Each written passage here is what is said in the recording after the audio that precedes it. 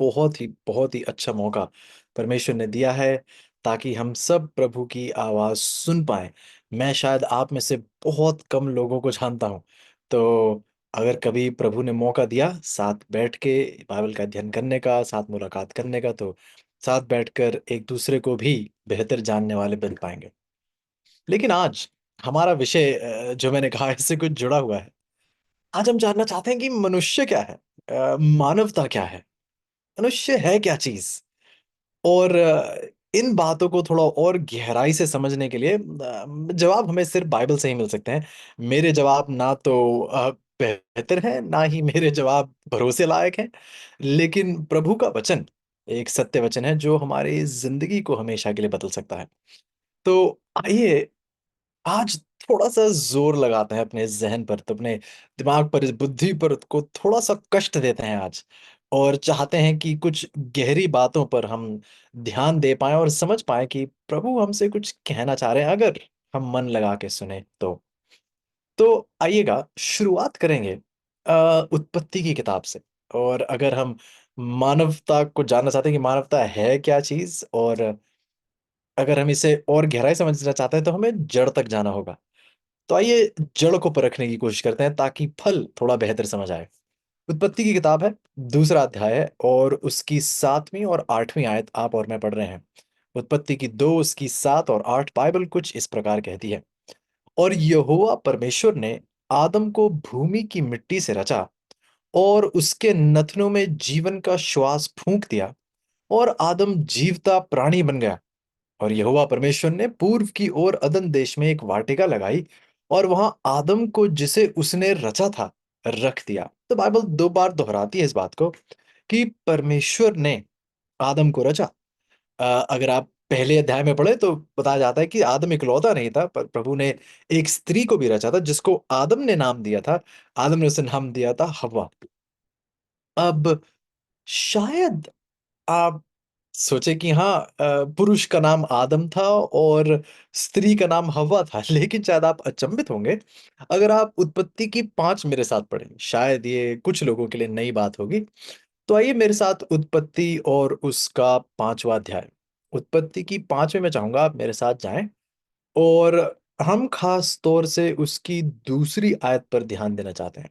उत्पत्ति की 5 और उसकी दूसरी आयत। उत्पत्ति की 5 और उसकी 2 बाइबल कुछ इस प्रकार कहती है।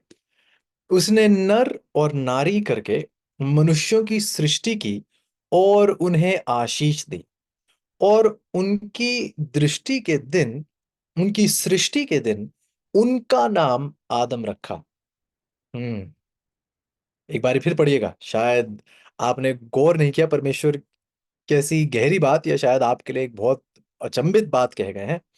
तो थोड़ी देर एक बार फिर मन लगा के उस आयत को पढ़ेगा। उत्पत्ति की 5 और उसकी 2 में बाइबल कहती है, उसने परमेश्वर ने नर और नारी करके मनुष्यों की सृष्टि की और उन्हें आशीष दी, और उनकी सृष्टि के दिन उनका नाम आदम रखा। मतलब कि आदम सिर्फ पुरुष का नाम नहीं था। परमेश्वर कह रहे हैं कि नर और नारी परमेश्वर ने उनका नाम आदम रखा।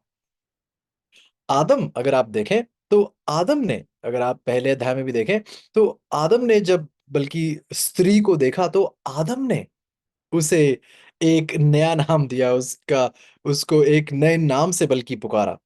लेकिन और वो नाम जिससे हम ज्यादा बेहतरी से वाकिफ हैं, वो नाम हम देखते हैं कि ये वो नाम है जिसे हम अक्सर कहते हैं हवा। लेकिन अगर आप उत्पत्ति की 5 की 2 पढ़ रहे हैं तो परमेश्वर कह रहे हैं कि परमेश्वर ने उनका नाम, दोनों का नाम परमेश्वर ने आदम रखा था। और आइए अगर आप मेरे साथ थोड़ा सा और पीछे की ओर आए, एक बार फिर उत्पत्ति की 2 की ओर अगर आप मेरे साथ आए तो आइए पढ़ते हैं। और बाइबल कहती है उत्पत्ति की 2 और उसकी 23 में, आदम ने कहा, अब ये मेरी हड्डियों में की हड्डी। उत्पत्ति की 2 की 23 हम पढ़ रहे हैं, ये मेरे हड्डियों में की हड्डी और मेरे मांस में का मांस है। सो इसका नाम नारी होगा, क्योंकि ये नर में से निकाली गई है। ये नर में से निकाली गई है, इस कारण पुरुष अपने माता पिता को छोड़कर अपनी पत्नी से मिला रहेगा और वो एक तन बने रहेंगे। तो हम देखते हैं एक बार फिर आदम कहता है कि नहीं, इसका नाम जो है वो नारी होना चाहिए क्योंकि ये नर में से निकली है।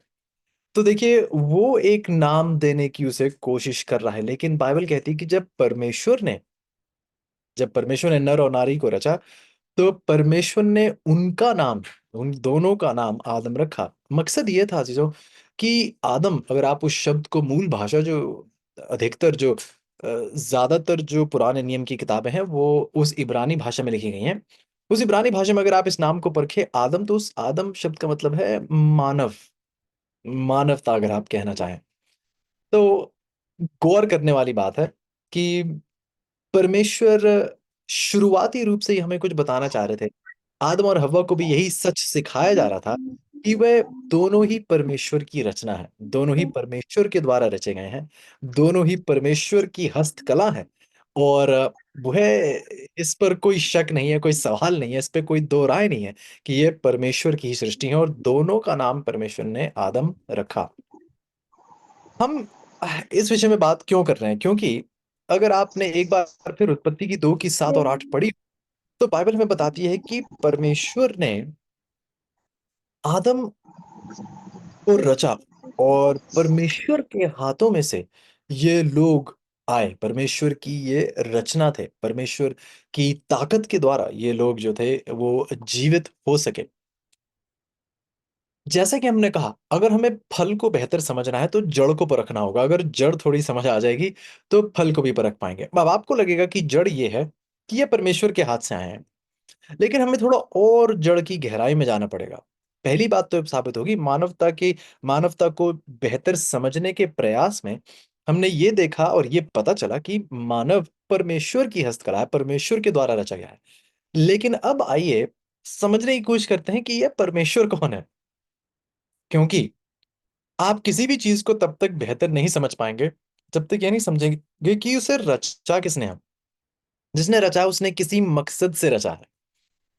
उदाहरण के तौर पर अगर मैं आपके सामने कोई यंत्र रख दूं, आप उसे देखते रहें, वो देखने में बहुत अच्छा लग रहा है या बहुत सुनहरा है या बहुत बढ़िया कलाकारी से वो बनाया गया है, लेकिन अगर आपको बनाने वाला बैठकर ये ना बताए कि इस यंत्र का मकसद क्या है, तब तक आप बस उसकी सराहना कर सकते हैं, आप उसके उम्दापन की वाहवाही कर सकते हैं, लेकिन आपको यह नहीं पता चलेगा कि इस यंत्र का मकसद क्या है। तो आइए पहले तो हम समझते हैं कि ये परमेश्वर कौन है जिसने मानवता को रचा। अगर हम इस परमेश्वर को बेहतर समझ जाएंगे तो इस मानव को भी बेहतर समझने में हमें कोशिश और बेहतरी से इसको हम समझ पाएंगे। तो आइए आज चलते हैं उत्पत्ति की ही किताब में।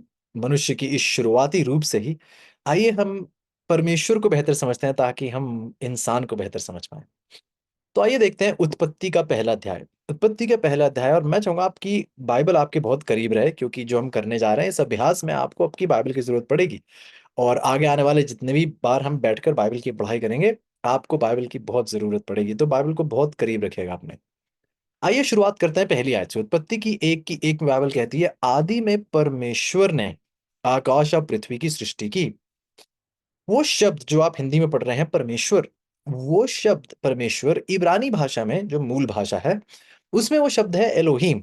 वो शब्द आप अगर ना भी जाने तो कोई बात नहीं, बस ये जानिए कि जिस शब्द का अनुवाद परमेश्वर करके लिखा गया है, उस शब्द का, उस नाम का मतलब ये है एक सर्वशक्तिमान, सामर्थी। ओके। तो पहले अध्याय में अगर आप देखें, अक्सर हमें लगता है कि ये पहले 2-3 अध्याय जो हैं ये सिर्फ इस पृथ्वी की रचना, मानव कैसे रचा गया, इस पर क्या क्या चीजें रची गई इस पृथ्वी पर, ये सब उन चीजों का एक लेखा है। लेकिन ये जो हम बहुत बड़ी गलती करते हैं, अगर हम सिर्फ यही सोचकर उसे बंद करते कि हाँ, पहले दूसरे अध्याय में बस यही पता होना चाहिए कि कौन से दिन परमेश्वर ने क्या रचा और इसके अलावा कोई ज्यादा जानकारी नहीं है। अगर आप ये सोचते हैं तो आपने बाइबल को बहुत गलत समझा है। क्योंकि अगर आपने कोई किताब पढ़ी हो तो किताब के शुरुआत में एक परिचय का एक पन्ना होता है, अंग्रेजी में उसे इंट्रोडक्शन कहते हैं। उस इंट्रोडक्शन में आप देखते हैं कि लेखक अपने दिल को खोल के रखता है, बताता है कि मकसद क्या था, मैं ये किताब क्यों लिख रहा हूँ, इसका मकसद क्या है, ताकि जब आप किताब में आगे पढ़ें तो आपको ये किताब बेहतरी से समझ में आए। अब अक्सर ये होता है, किताब पढ़ने वाले लोग अक्सर उस पन्ने को पलट देते हैं। वो जल्दी से पहले अध्याय पे, पहले चैप्टर पे जाना चाहते हैं और पढ़ना शुरू करना चाहते हैं किताब को।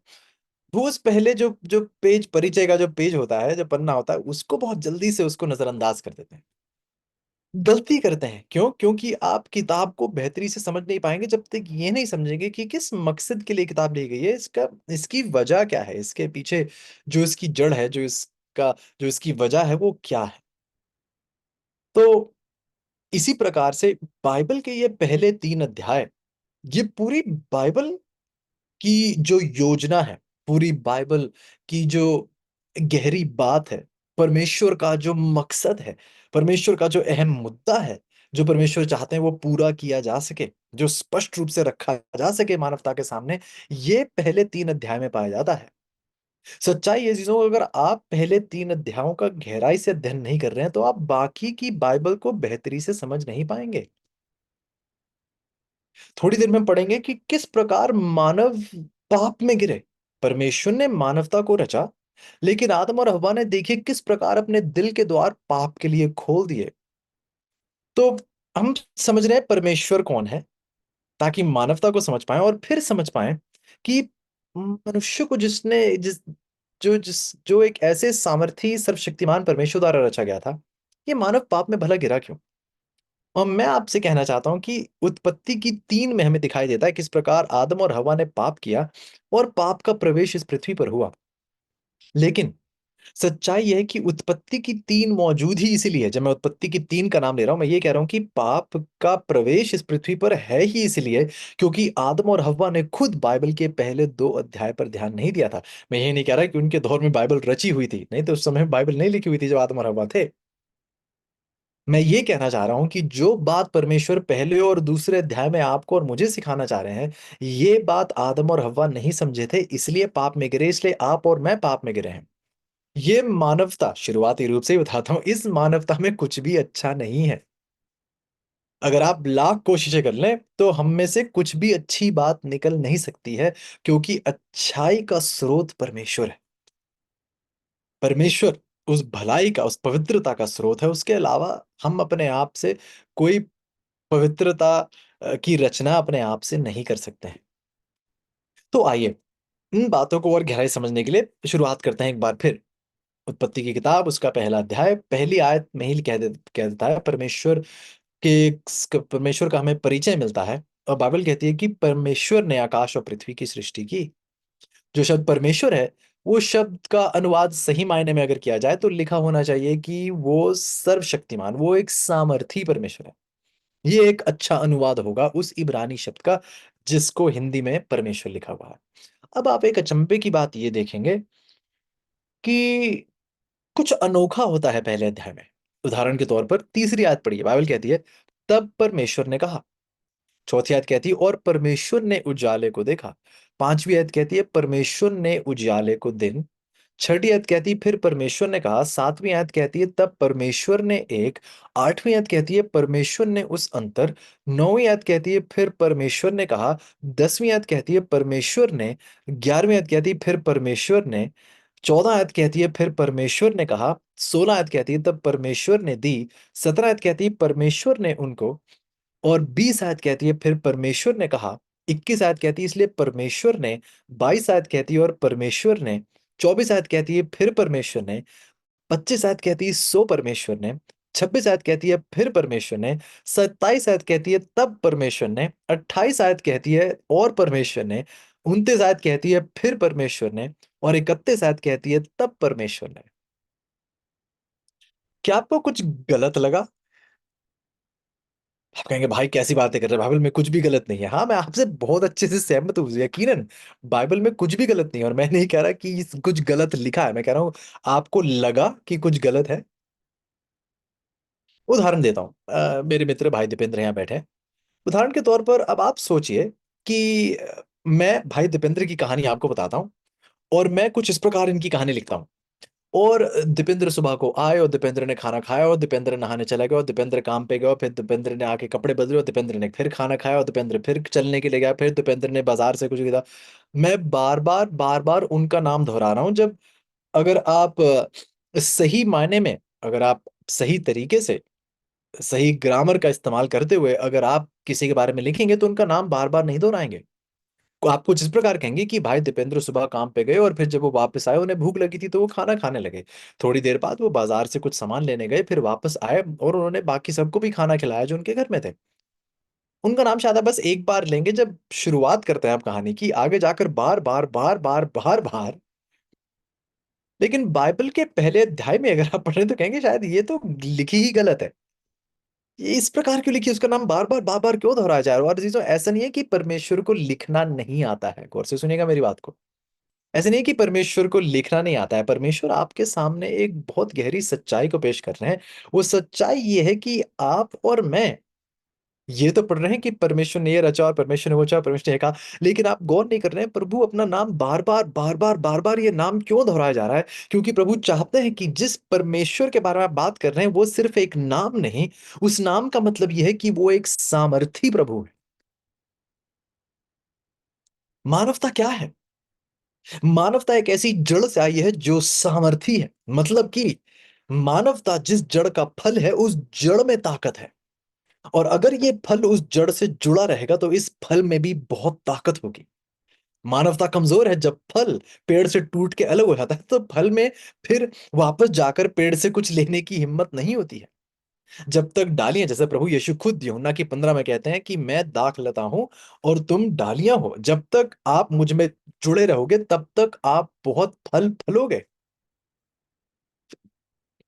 परमेश्वर अपना परिचय दे रहे हैं जीजन उत्पत्ति की 1 में। और इस परिचय में पहले अध्याय में बार बार अपना नाम दोहराकर ये बताया जा रहा है। और यकीन सच्ची बात बल्कि ये है कि ये इब्रानी शब्द जो है, इस शब्द का प्रयोग बाकी देवी देवताओं के लिए भी किया जाता है। तो ये इसलिए बताना चाहूंगा कि बाकी देवी देवता भी अपने आप को सामर्थी कहते हैं, लेकिन परमेश्वर ही इकलौते परमेश्वर है जो यकीनन सर्वशक्तिमान परमेश्वर है। हर सामर्थी अपने आप को देवी देवता बोलने वाले से भी ज्यादा सामर्थी है परमेश्वर। और पहले अध्याय में यही सच्चाई आपके सामने स्पष्ट रूप से बताई जा रही है। मानवता के विषय में बताया जा रहा है कि अगर आप मानवता को पहले समझना चाहते हैं, पहले यह समझिए कि परमेश्वर सर्वशक्तिमान परमेश्वर है। इसी के साथ आइएगा दूसरे अध्याय में, और दूसरे अध्याय में अब आपको कुछ और अनोखा दिखाई देगा। उत्पत्ति की दो अगर आप पढ़े तो बाइबल कहती है परमेश्वर ने, उत्पत्ति की दो। तीसरी आयत कहती है और परमेश्वर ने, एक बार फिर परमेश्वर का नाम बार बार दोहराया जा रहा है। लेकिन जब तक आप चौथी आयत में पहुंचते हैं तो कुछ बदल चुका है। गौर से सुनिए। उत्पत्ति की 4 कहती है आकाश और पृथ्वी की उत्पत्ति का वृतांत यह है कि जब वे उत्पन्न हुए, अर्थात जिस दिन यहोवा परमेश्वर ने पृथ्वी और आकाश को बनाया। ओ, एक नया नाम सुनाई दे रहा है। अब नाम सुनाई दे रहा है यहोवा। परमेश्वर भी है, लेकिन यहोवा नाम अब उसके नाम के साथ जुड़ा हुआ सुनाई दे रहा है। बात यही नहीं खत्म हो जाती। 7वीं आयत अगर आप पढ़े तो बाइबल कहती है और यहोवा परमेश्वर ने। 8वीं आयत कहती है और यहोवा परमेश्वर ने। 9वीं आयत कहती है और यहोवा परमेश्वर ने। आगे जाकर 15 आयत कहती है तब यहोवा परमेश्वर ने। 16 आयत कहती है तब यहोवा परमेश्वर ने। 18 आयत कहती है फिर यहोवा परमेश्वर ने। 19 आयत कहती है यहोवा परमेश्वर।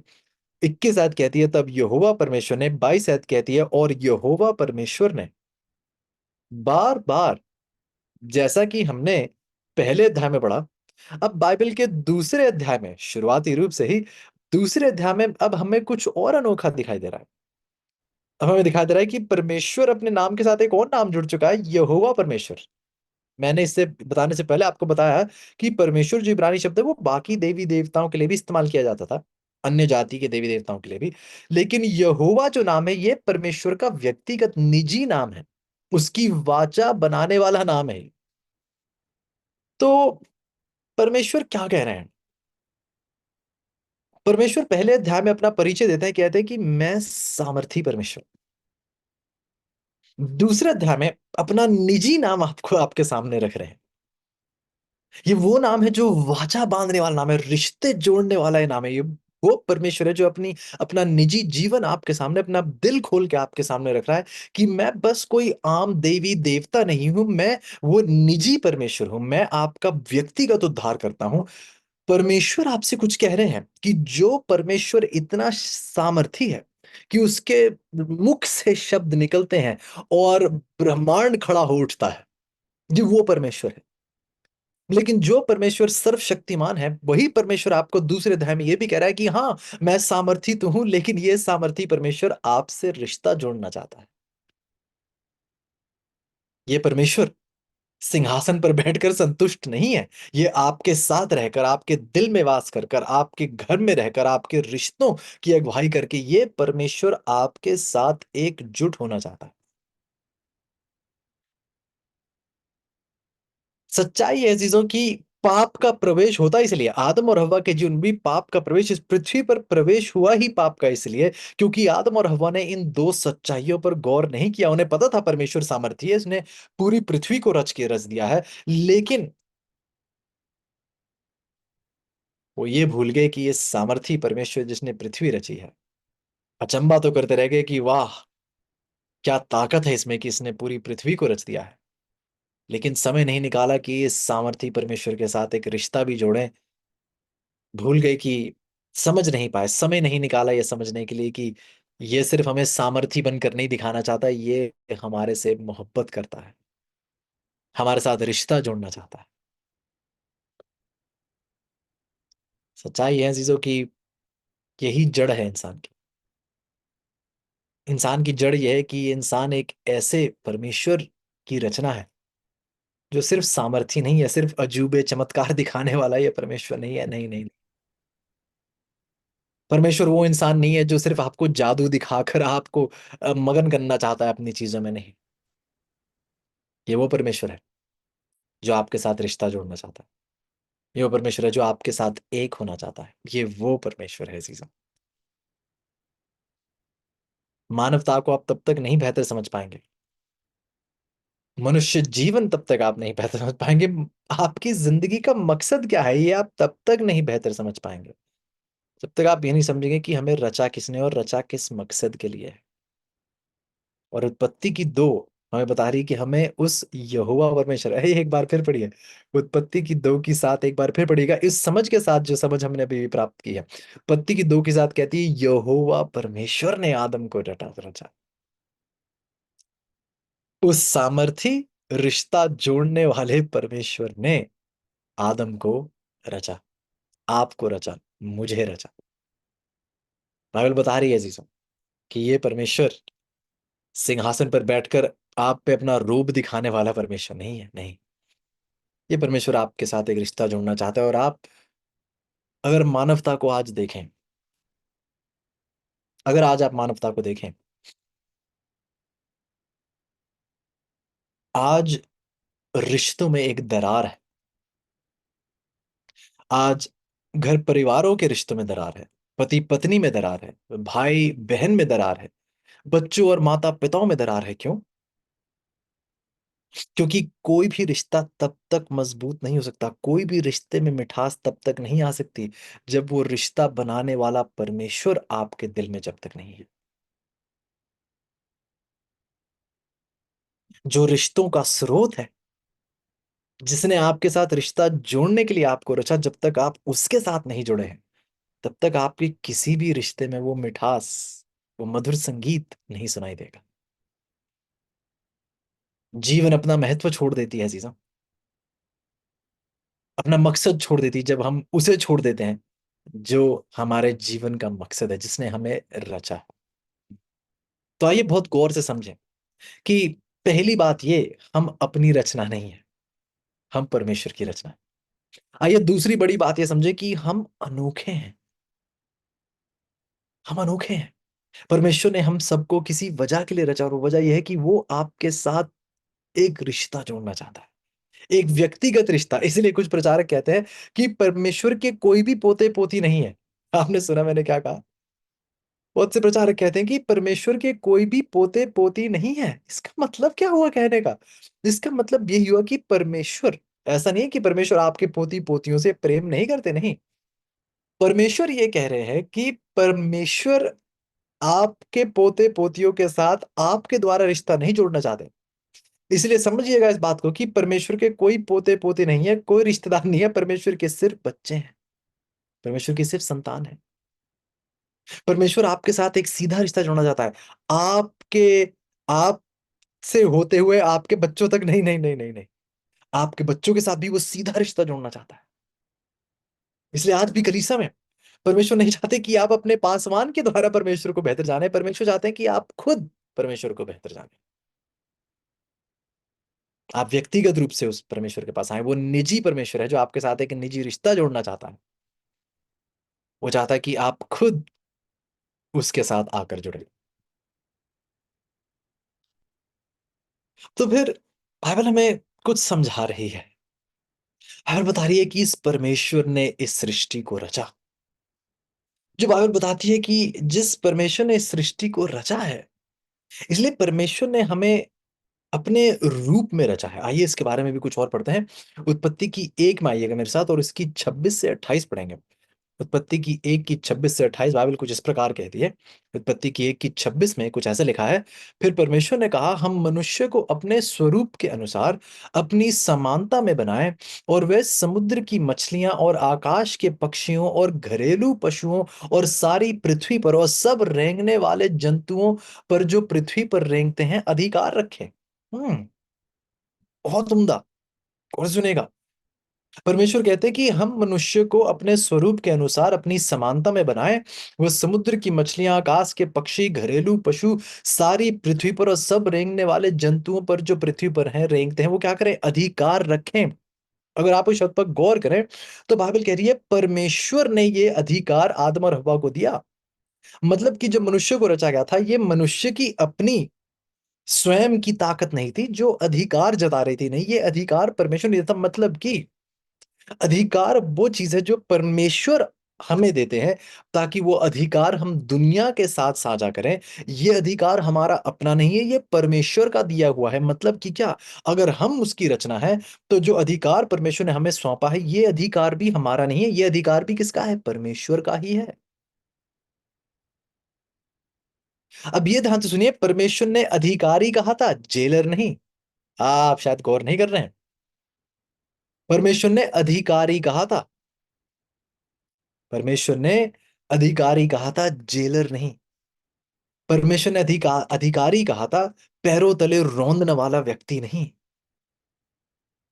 लेकिन आज हम क्या देखते हैं? आज जिन लोगों की देखभाल के लिए, जिन चीजों की देखभाल के लिए परमेश्वर ने मनुष्य को वो अधिकार दिया, आज वही इंसान जिन चीजों का ख्याल परमेश्वर ने रखने के लिए उसे अधिकार दिया था, आज वही इंसान उन चीजों को बिगाड़ रहा है।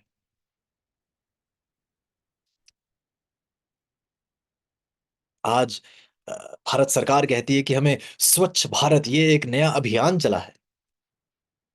इसमें स्वच्छ भारत भारत सरकार नहीं सिखा रही है। स्वच्छ भारत तो परमेश्वर की योजना है। परमेश्वर ने इस पृथ्वी को रचा, अधिकार उसका है इस पर। और हर मसीही, अगर भारत देश में हमें प्रभु यीशु की सच्चाई को पहुंचाना है तो इस प्रभु यीशु के इस चरित्र को भारत के सामने पेश करना होगा कि ये स्वच्छ भारत परमेश्वर की योजना है, किसी सरकार की नहीं। इस पृथ्वी को स्वच्छ रखना, साफ रखना, इस पृथ्वी का ख्याल करना, ये तो परमेश्वर ने हमें अधिकार दिया था ताकि हम पृथ्वी का ख्याल रखें, इसको सही सलामत रखें, इसको मैला ना करें, इस पे कूड़ों का ढेर इकट्ठा ना करें, इसको प्रदूषण से ना भर दें। परमेश्वर ने ये अधिकार दिया था। और इसे ध्यान से सुनिए, अपने ही लोगों तक ये सच्चाई को पहुंचाना चाहते हैं तो हमें वो लोग बनना होगा। हमें वो लोग बनना होगा जो अपनी कलीसिया में, अपने आस पड़ोस में स्वच्छता को बरकरार रखते हैं, ताकि देखने वाले लोग भी सवाल पूछे, भाई आप कौन है जो इतना साफ रखते हैं और क्यों रखते हैं इतना साफ? आप ये मत कहिएगा अरे साफ रहने से सेहत अच्छी रहती है। अरे सेहत वेहत सब बाद में आएगी। बताइए, हमने इसलिए रखा है क्योंकि जिस परमेश्वर ने हमें रचा है उसने हमें अधिकार दिया है कि ये मैं चीजें आपकी रखवाली में रख रहा हूं, इनका ख्याल रखना, इनका ख्याल करना। तो परमेश्वर ने हमें रचा, एक समझ, एक बुद्धि के साथ रचा, अपने स्वरूप में रचा परमेश्वर ने। तो परमेश्वर हमें कुछ सिखा रहे थे। 28 आयत अगर आप पढ़ें, उत्पत्ति की 1 की 28, तो बाइबल कहती है परमेश्वर ने उनको आशीष दी और उनसे कहा, फूलो फलो और पृथ्वी में भर जाओ और उसको अपने वश में कर लो। अपने वश में कर लो, पैरों तले रौंदने के लिए नहीं, उसका ख्याल रखने के लिए। उसको अपने वश में कर लो और समुद्र की मछलियां तथा आकाश के पक्षियों और पृथ्वी पर रेंगने वाले सब जंतुओं पर अधिकार रखो। तो शायद हम भूल जाते हैं कि परमेश्वर ने हमें एक अधिकार दिया चीजों का ख्याल रखने का। क्या हम उन चीजों का ख्याल कर रहे हैं? अह, शायद जो मैं कहने जा रहा हूं आपको अच्छा ना लगे, लेकिन यही बाइबल का सत्य है। अगर आप मेरे साथ उत्पत्ति की 1 की 28 पढ़ें, तो बाइबल कहती है उत्पत्ति की 1 की 28 में एक बार फिर परमेश्वर ने उनको आशीष दी और उनसे कहा, फूलो फलो और पृथ्वी में भर जाओ और उसको अपने वश में कर लो, और दुनिया की मछलियों तथा आकाश के पक्षियों, समुद्र की मछलियों और तथा आकाश के पक्षियों और पृथ्वी पर रेंगने वाले सब जंतुओं पर क्या करो, अधिकार रखो। सो गौर से सुनेगा, परमेश्वर ने जब पृथ्वी को रचा, आकाश में उड़ने वाले पक्षी, समुद्र की मछलियां, पृथ्वी पर रेंगने वाले जंतु, ये सब जीव जंतु परमेश्वर ने हमको ख्याल में रखते हुए रचे थे।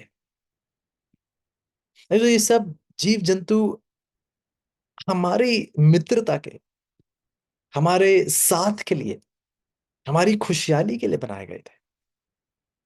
उत्पत्ति की 2 में भी अगर आप आगे जाके पढ़ें, तो उत्पत्ति की 2 की 28 आप देखें। उत्पत्ति की 2, और बल्कि ना, उत्पत्ति की 2 की 28 नहीं, उत्पत्ति की 1 की 28 ही। उत्पत्ति की 1 की 28 में अगर आप पढ़ें और उसकी 29 भी पढ़ें, परमेश्वर ने कहा, फिर परमेश्वर ने उनसे कहा, सुनो। परमेश्वर के अपने शब्द, गौर से सुनिएगा। उत्पत्ति की 1 की 29, फिर परमेश्वर ने उनसे कहा, सुनो, जितने बीज वाले छोटे छोटे पेड़ सारी पृथ्वी के ऊपर हैं और जितने वृक्षों में बीज वाले फल होते हैं, वह सब मैंने तुमको दिए हैं, वह तुम्हारे भोजन के लिए हैं। अजीब बात है। अजीब बात क्यों है? इसलिए क्योंकि 28 आयत में परमेश्वर ने आदम हवा को रचा। आदम हवा से बचे बने हुए थे। परमेश्वर ने फिर उन्हें बताया कि मैंने आपको आशीष दी है और फूलो फलो, पृथ्वी में भर जाओ, और मैंने आपको समुद्र की मछलियां, आकाश के पक्षी, पृथ्वी पर रेंगने वाले सब जंतु, ये सब मैंने आपके अधिकार में रखे हैं। जैसा कि मैंने कहा, जो मैं कहने जा रहा हूँ शायद आपको अच्छा ना लगे, लेकिन बाइबल बताती है कि प्रभु ने ये जीव जंतु हमारे साथ के लिए बनाए थे, ना कि होटल के मेन्यू पर इनका नाम हो। इसलिए आप सुन रहे हैं मैं क्या कह रहा हूँ? परमेश्वर ने जीव जंतु हमारे साथ के लिए रचे थे, हमारे खाने के लिए नहीं। हमने खाना क्या था? प्रभु को शायद पता था कि अरे, मैंने इन्हें कहा है जीव जंतु पर अधिकार रखना, कहीं ये ना सोच बैठे कि इन्हें खाना पड़ेगा। इसलिए मैं बता दूं कि खाना क्या है। इसलिए ठीक अगली आयत में परमेश्वर ने कहा कि खाने के लिए मैं आपको छोटे छोटे पेड़ देता हूं, इसके ऊपर जितने वृक्षों में बीज वाले फल हैं मैं वो देता हूं, ये सब मैं तुमको देता हूं ताकि ये तुम्हारे भोजन के लिए हो। आपको शायद अचंभा होगा चीजों कि ये सिर्फ इंसान के लिए ये आहार, ये शाकाहारी आहार सिर्फ मनुष्य के लिए ही नहीं था, ये जानवरों के लिए भी था। आगे पढ़िएगा मेरे साथ, आगे पढ़िएगा।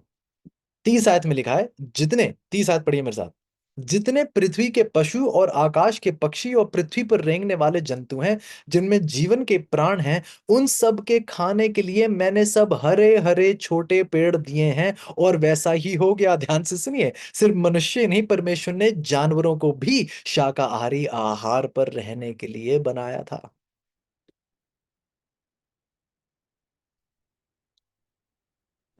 इसको समझने के लिए हम आज नहीं जाएंगे, ये हमारे आज का विषय नहीं है। मैं सिर्फ ये बताना चाह रहा हूं कि परमेश्वर का मकसद क्या था हमें रचने में। कि जब परमेश्वर ने हमें रचा, तो योजना ये नहीं थी कि जो परमेश्वर ने हमारे साथ के लिए, हमारे आनंद के लिए, इन इन जानवरों को, इन पशुओं को देख के हमें वो खुशहाली होनी थी। ये हमारी मदद के लिए होते, हमारी हमारा हम इनके साथ उठ बैठ पाते, इनके साथ चल पाते, शायद इन पर सवार होकर जगह जगह जा पाते, तब जब हमारे और इनके बीच एक रिश्ता होता, ना कि हम इन्हें पीट पीट कर इनका गलत इस्तेमाल करते या पका कर इन्हें खा जाते। ये परमेश्वर का मकसद नहीं था।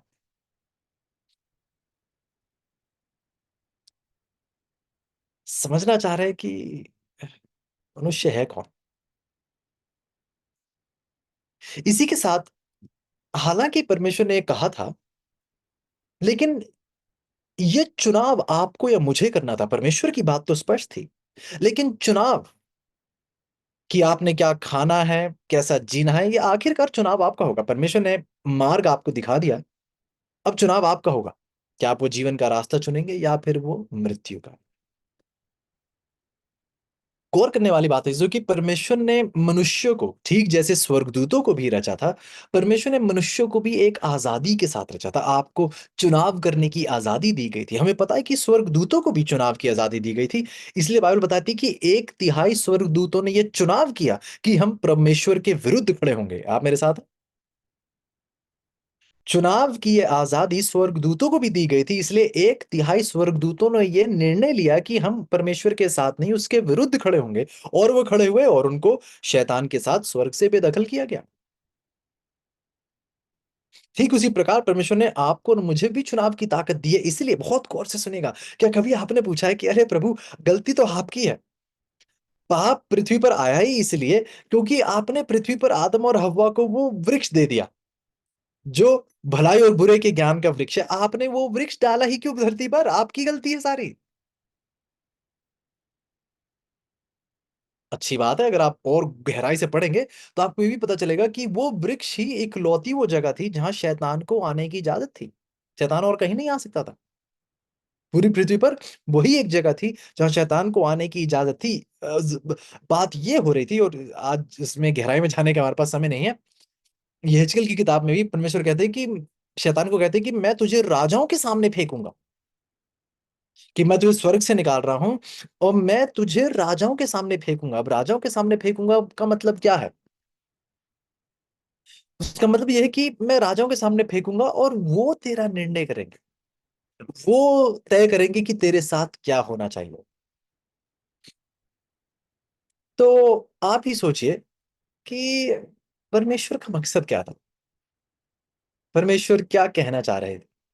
अगर आप मेरे जल्दी से पढ़े यहेजकेल की 28 की 17, यहेजकेल की किताब और उसकी 28 की 17 में बाइबल ये बात शैतान के विषय में, परमेश्वर शैतान के विषय में बात कहते हैं। यहेजकेल की किताब है और उसकी 28 और उसकी 17 हम पढ़ रहे हैं। बाइबल कहती है यहेजकेल की 28 की 17 में, सुंदरता के कारण, शैतान से शब्द कहे जा रहे हैं, सुंदरता के कारण तेरा मन फूल उठा था और वैभव के कारण तेरी बुद्धि बिगड़ गई थी।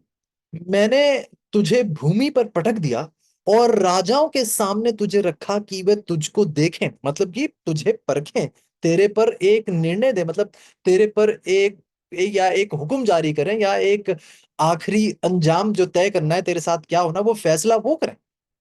बाइबल कहती है, गौर सुनिए, मैंने तुझे राजाओं के सामने रखा है ताकि वो तुझे देखें, वो तेरा फैसला करें। सवाल आप पूछते हैं कि भाई ये राजा है कौन, ये किसकी बात की जा रही है? और ये राजा अगर आप देखें तो परमेश्वर ने जब शैतान को इस धरती पर फेंका तो किसके सामने फेंका? उसने आदम और हवा के सामने फेंका। और आदम और हवा, आप और मैं, परमेश्वर ने हमें राजाओं का दर्जा दिया है। अगर आप पहले पहले अध्याय में ही पढ़ ले, हमने साथ पढ़ा था, परमेश्वर ने कहा मैं इनको अधिकार दूंगा। ये शाही भाषा है। अधिकार देना मतलब पूरी धरती पर अधिकार देना। मैंने इन्हें राजा के तौर पर, एक शासक के तौर पर मैंने इन्हें यहां बिठाया। भजन संहिता की 8 में अगर आप जल्दी से मेरे साथ पढ़े, भजन संहिता की 8 में कुछ ऐसे ही शब्द बोले जाते हैं जो हमें इस शाही घराने के जिसके हम भाग हैं उसकी पहचान हमें देते हैं। क्योंकि शैतान ने तो, पाप ने तो हमें इतना अंधा कर दिया है, हमें तो ये भी नहीं पता हम कैसे शाही खानदान से आते हैं, हमें समझ नहीं है। इसलिए आज का अध्ययन बहुत जरूरी है, हम समझ पाए कि हमारी हमारी पुश्तियां है कौन, हमारी जड़ है क्या। आइए हम समझें। तो भजन संहिता की 8 अगर आप मेरे साथ पढ़ रहे हैं तो बाइबल कहती है, भजन संहिता की 8, आइए पढ़ते हैं। 2008 की 5 में कुछ इस प्रकार लिखा है। 5, 4 और 5 पढ़ते हैं, भजन संहिता की 8 की 4 और 5। तो फिर मनुष्य क्या है कि आप उसका स्मरण रखें, और आदमी क्या है कि आप उसकी सुधि लें? क्योंकि आपने उसको परमेश्वर से थोड़ा ही कम बनाया है, महिमा और प्रताप का क्या किया है? मुकुट उसके सिर पर रखा है। अगर आप ध्यान से सुन रहे हो तो आपको समझ आएगा परमेश्वर क्या कह रहे हैं। इंसान को रचा एक शाही घराने पर रहने के लिए, एक शाही तरीके से रहने के लिए परमेश्वर ने रचा था। उसे अधिकार दिया जा रहा है, मुकुट पहनाया जा रहा है। ये कोई आम लोगों की भाषा नहीं है, ये शाही बातें हैं। परमेश्वर ने शासकों का दर्जा दिया अपने लोगों को, तो उन्होंने पुकारा है कि वो इस ऊंचे स्थान पर परमेश्वर की सेवकाई के लिए जी।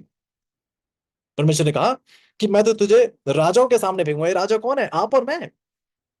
शैतान ने जब इस पृथ्वी पर, जब परमेश्वर ने बल्कि पृथ्वी पर शैतान को फेंका, वो उस पेड़ पे आया। जब आदम और हव्वा को, जब उसने भरमाने की कोशिश की आदम और हव्वा को, हव्वा ने जब उसकी आवाज सुनी, हव्वा को कहना चाहिए था आपका यहाँ कोई लेना देना नहीं है, निकलो यहां से। एक शासक होने के तौर पर, महारानी होने के तौर पर, उसे एक फैसला तय करना था उस पर कि आपका यहाँ कोई लेना देना नहीं है, निकलो यहां से, इस धरती से, ये आपकी जगह नहीं है।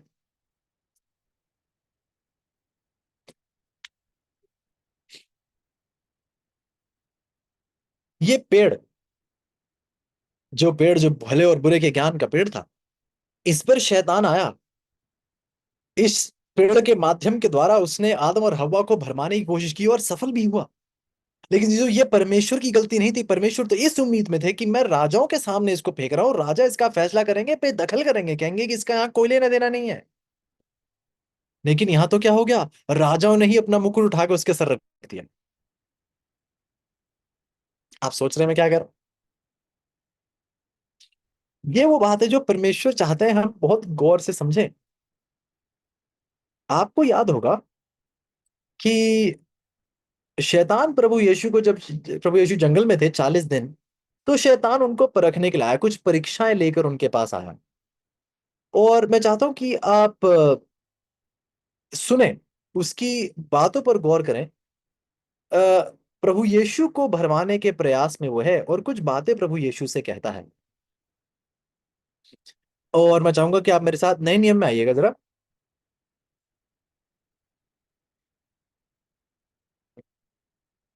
और शैतान की बात हम पढ़ने की कोशिश कर रहे हैं कि उसने प्रभु यीशु से क्या कहा जब उसे भरमाया था। नए नियम में मेरे साथ खुलेगा, मत्ती की किताब है शायद।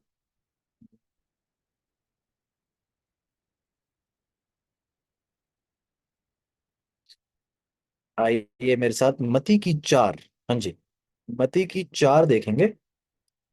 और आइए मत्ती उसका चौथा अध्याय।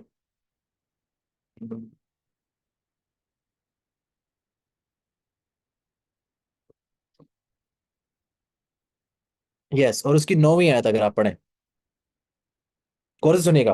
अ, यहाँ शैतान कहता है, 8वीं और 9वीं आयत, मत्ती की 4 की 8 और 9 में चाहूंगा आप पढ़ें। और फिर इसी के जैसी एक और आयत पढ़ेंगे ताकि हम बेहतरी से समझ सकें। मत्ती की 4 की 8 और 9 में लिखा है, फिर शैतान उसको एक बहुत ऊंचे पहाड़ पर ले गया और सारे जगत के राज्य और उसका विभव दिखाकर उससे कहा कि यदि तू गिरकर मुझे प्रणाम करे तो मैं ये सब कुछ तुझे क्या करूंगा, दे दूंगा।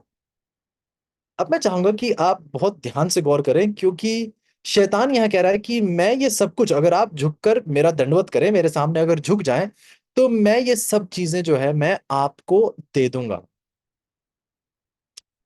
सवाल अब मैं आपसे ये पूछना चाहूंगा कि इसको हक कहां से मिला ये बोलने का। ये कह रहा है कि ये जो कुछ भी है ये सब मैं आपको दे दूंगा। अम इसे ये कहने का हक कहां से मिला? सोचिएगा थोड़ी देर के लिए। इसे ये बोलने का हक कहां से मिला कि अगर आप मेरे सामने झुके तो मैं ये आपको दे दूंगा? अब लूका इसी बात को बताता है, लेकिन और गहराई से बताता है। कुछ बातें जो मती ने नहीं बोली वो लूका हमें बताता है कि शैतान ऐसा क्यों बोल पा रहा है। मेरे साथ लूका की 4 में आइएगा। और लूका की 4 में बाइबल कहती है, 4 की 5 से हम पढ़ रहे हैं। लूका की 4 की 5 में लिखा है, तब शैतान उसे ले गया और उसको पल भर में जगत के सारे राज्य दिखाए। ओके, वही कहानी है जो हम मती में पढ़ रहे थे। लूका की 4 की 5 और 6 में लिखा है, शैतान उसे ले गया और उसको पल भर में जगत के सारे राज्य दिखाए और उससे कहा, ध्यान से सुनिए शैतान के शब्द। उसने कहा, मैं ये सब अधिकार और इनका विभव तुझे दूंगा। देखिए किससे कह रहा है, जिसने मनुष्य को अधिकार दिया था। शैतान उसी से कह रहा है कि मैं ये अधिकार और इसका विभव मैं तुझे दूंगा, क्योंकि वह क्या किया गया है, मुझे सौंपा गया है, और जिससे मैं चाहूं उसी को मैं दे देता हूं। गौर से सुनेगा, गौर से सुनेगा बात को। शैतान कह रहा है कि ये सारे राज्य मैं आपको दे दूंगा क्योंकि ये मुझे सौंपे गए हैं। मतीह ने तो सिर्फ इतना ही कहा कि शैतान कह रहा है मैं सब आपको दे दूंगा। लूका समझा रहा है कि शैतान को ये कहने का हक इसलिए मिला क्योंकि शैतान कह रहा है कि प्रभु मैं इसलिए आपको ये सब दे पाऊंगा क्योंकि ये सब मुझे सौंपा गया। और आप पूछ रहे हैं कि आपको किसने सौंप दिया? परमेश्वर ने तो नहीं दिया। परमेश्वर ने तो आदम और हव्वा को दिया था, तो आपको किसने सौंप दिया? आप अगर शैतान से पूछे, शैतान यही कह रहा है कि जिनको आपने राजा शासक बनाकर यहाँ खड़ा किया था, उन्होंने ही मेरे सर पर यह ताज डाला है। जो मुकुट आपने उनके सिर पर डाला, वही मुकुट उन्होंने मेरे सिर पर डाल दिया है।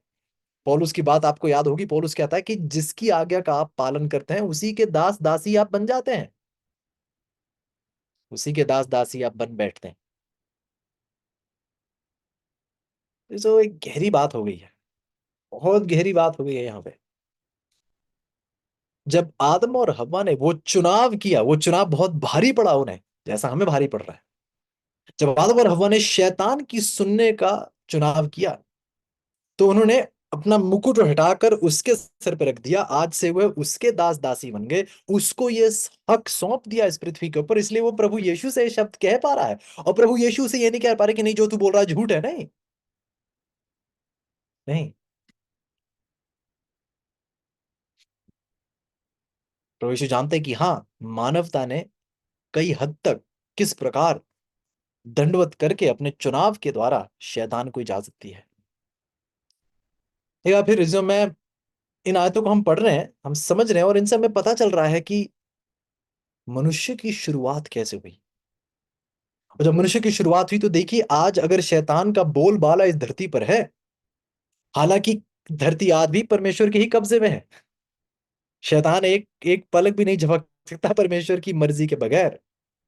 तो अगर कुछ विपत्तियों को, कुछ कठिनाइयों को, कुछ मुश्किलों को, अड़चनों को परमेश्वर आने की इजाजत देते हैं, तो ध्यान में रखिए कि परमेश्वर ही आज राज कर रहे हैं। बुराई होते हुए भी आप देखते हैं कि परमेश्वर कुछ चीजों की इजाजत दे रहे हैं। ऐसे नहीं क्योंकि परमेश्वर को मजा आ रहा है युद्ध देखकर, जैसे रूस और यूक्रेन में हो रहा है या इसराइल पैलेस्टीन में हो रहा है। परमेश्वर को मजा नहीं आ रहा है ये देखकर, लेकिन परमेश्वर मनुष्य को भी देखने की इजाजत दे रहे हैं कि ये होता है नतीजा परमेश्वर को ठुकराने का। ये होता है नतीजा उस शासन को शैतान के हाथ में रखने का। आप देखिए शैतान कैसे आपके ऊपर राज कर रहा है। परमेश्वर ने हमें रचा, हम मानवता को समझने की कोशिश कर रहे हैं। मानवता कोई कठपुतली नहीं है परमेश्वर के हाथ में। अगर कठपुतली होती तो शैतान का कोई बोलबाला ना चलता इस धरती पर। आप सुन रहे हैं जी? अगर हम सिर्फ कठपुतली होते तो हमारे पास चुनाव करने की कोई ताकत ना होती, शैतान का कोई बोलबाला ना होता इस धरती पर। जैसा परमेश्वर चाहते बिल्कुल ठीक वैसा ही सब एक चाल चलते। कोई बुराई नहीं करता, कोई पाप नहीं करता, कोई झूठ नहीं बोलता। ऐसा नहीं है। परमेश्वर ने आपको मुझे आजादी दी है चुनाव करने की। लेकिन गौर से सुनेगा मेरी बात को। आज आप और मैं, हमने कौन सा मार्ग पकड़ना है, हमें कौन सा रास्ता चुनना है, ये चुनने की हमें आजादी है, पूरी आजादी है। लेकिन ध्यान में रखिएगा, आपको अपना मार्ग चुनने की आजादी दी गई है। वो मार्ग किस अंजाम तक लेकर जाएगा, उस मंजिल चुनने की आजादी आपको नहीं दी गई है। आप सुन रहे हैं? आपने जिस मार्ग को पकड़ना है, उस मार्ग को पकड़ने की इजाजत आपको है। लेकिन वो मार्ग किस मंजिल तक लेकर जाएगा, वो मंजिल चुनने की आपको इजाजत नहीं है। कहने का मतलब क्या है? आप मौत के मार्ग पर चढ़ के ये नहीं उम्मीद कर सकते कि इसकी मंजिल अनंत जीवन होगा। हम्म। जिस मार्ग को पकड़े हैं अजीजों, तो ये भी याद रखिएगा कि जिस मार्ग को आपने थामा है, उस मार्ग की मंजिल को भी आपको स्वीकारना होगा। अगर पाप का रास्ता पकड़ा है तो पाप की मजदूरी मौत है, उसकी मंजिल मौत है। आप मंजिल नहीं बदल सकते हैं, अपना मार्ग बदल सकते हैं आप, लेकिन उसकी मंजिल नहीं बदल सकते कि वो मंजिल, तो ये मार्ग कौन सी मंजिल लेके जाएगा? जिस मार्ग को पकड़ा है उसी मंजिल पे वो मार्ग लेके जाएगा। मंजिल को नहीं बदल सकता।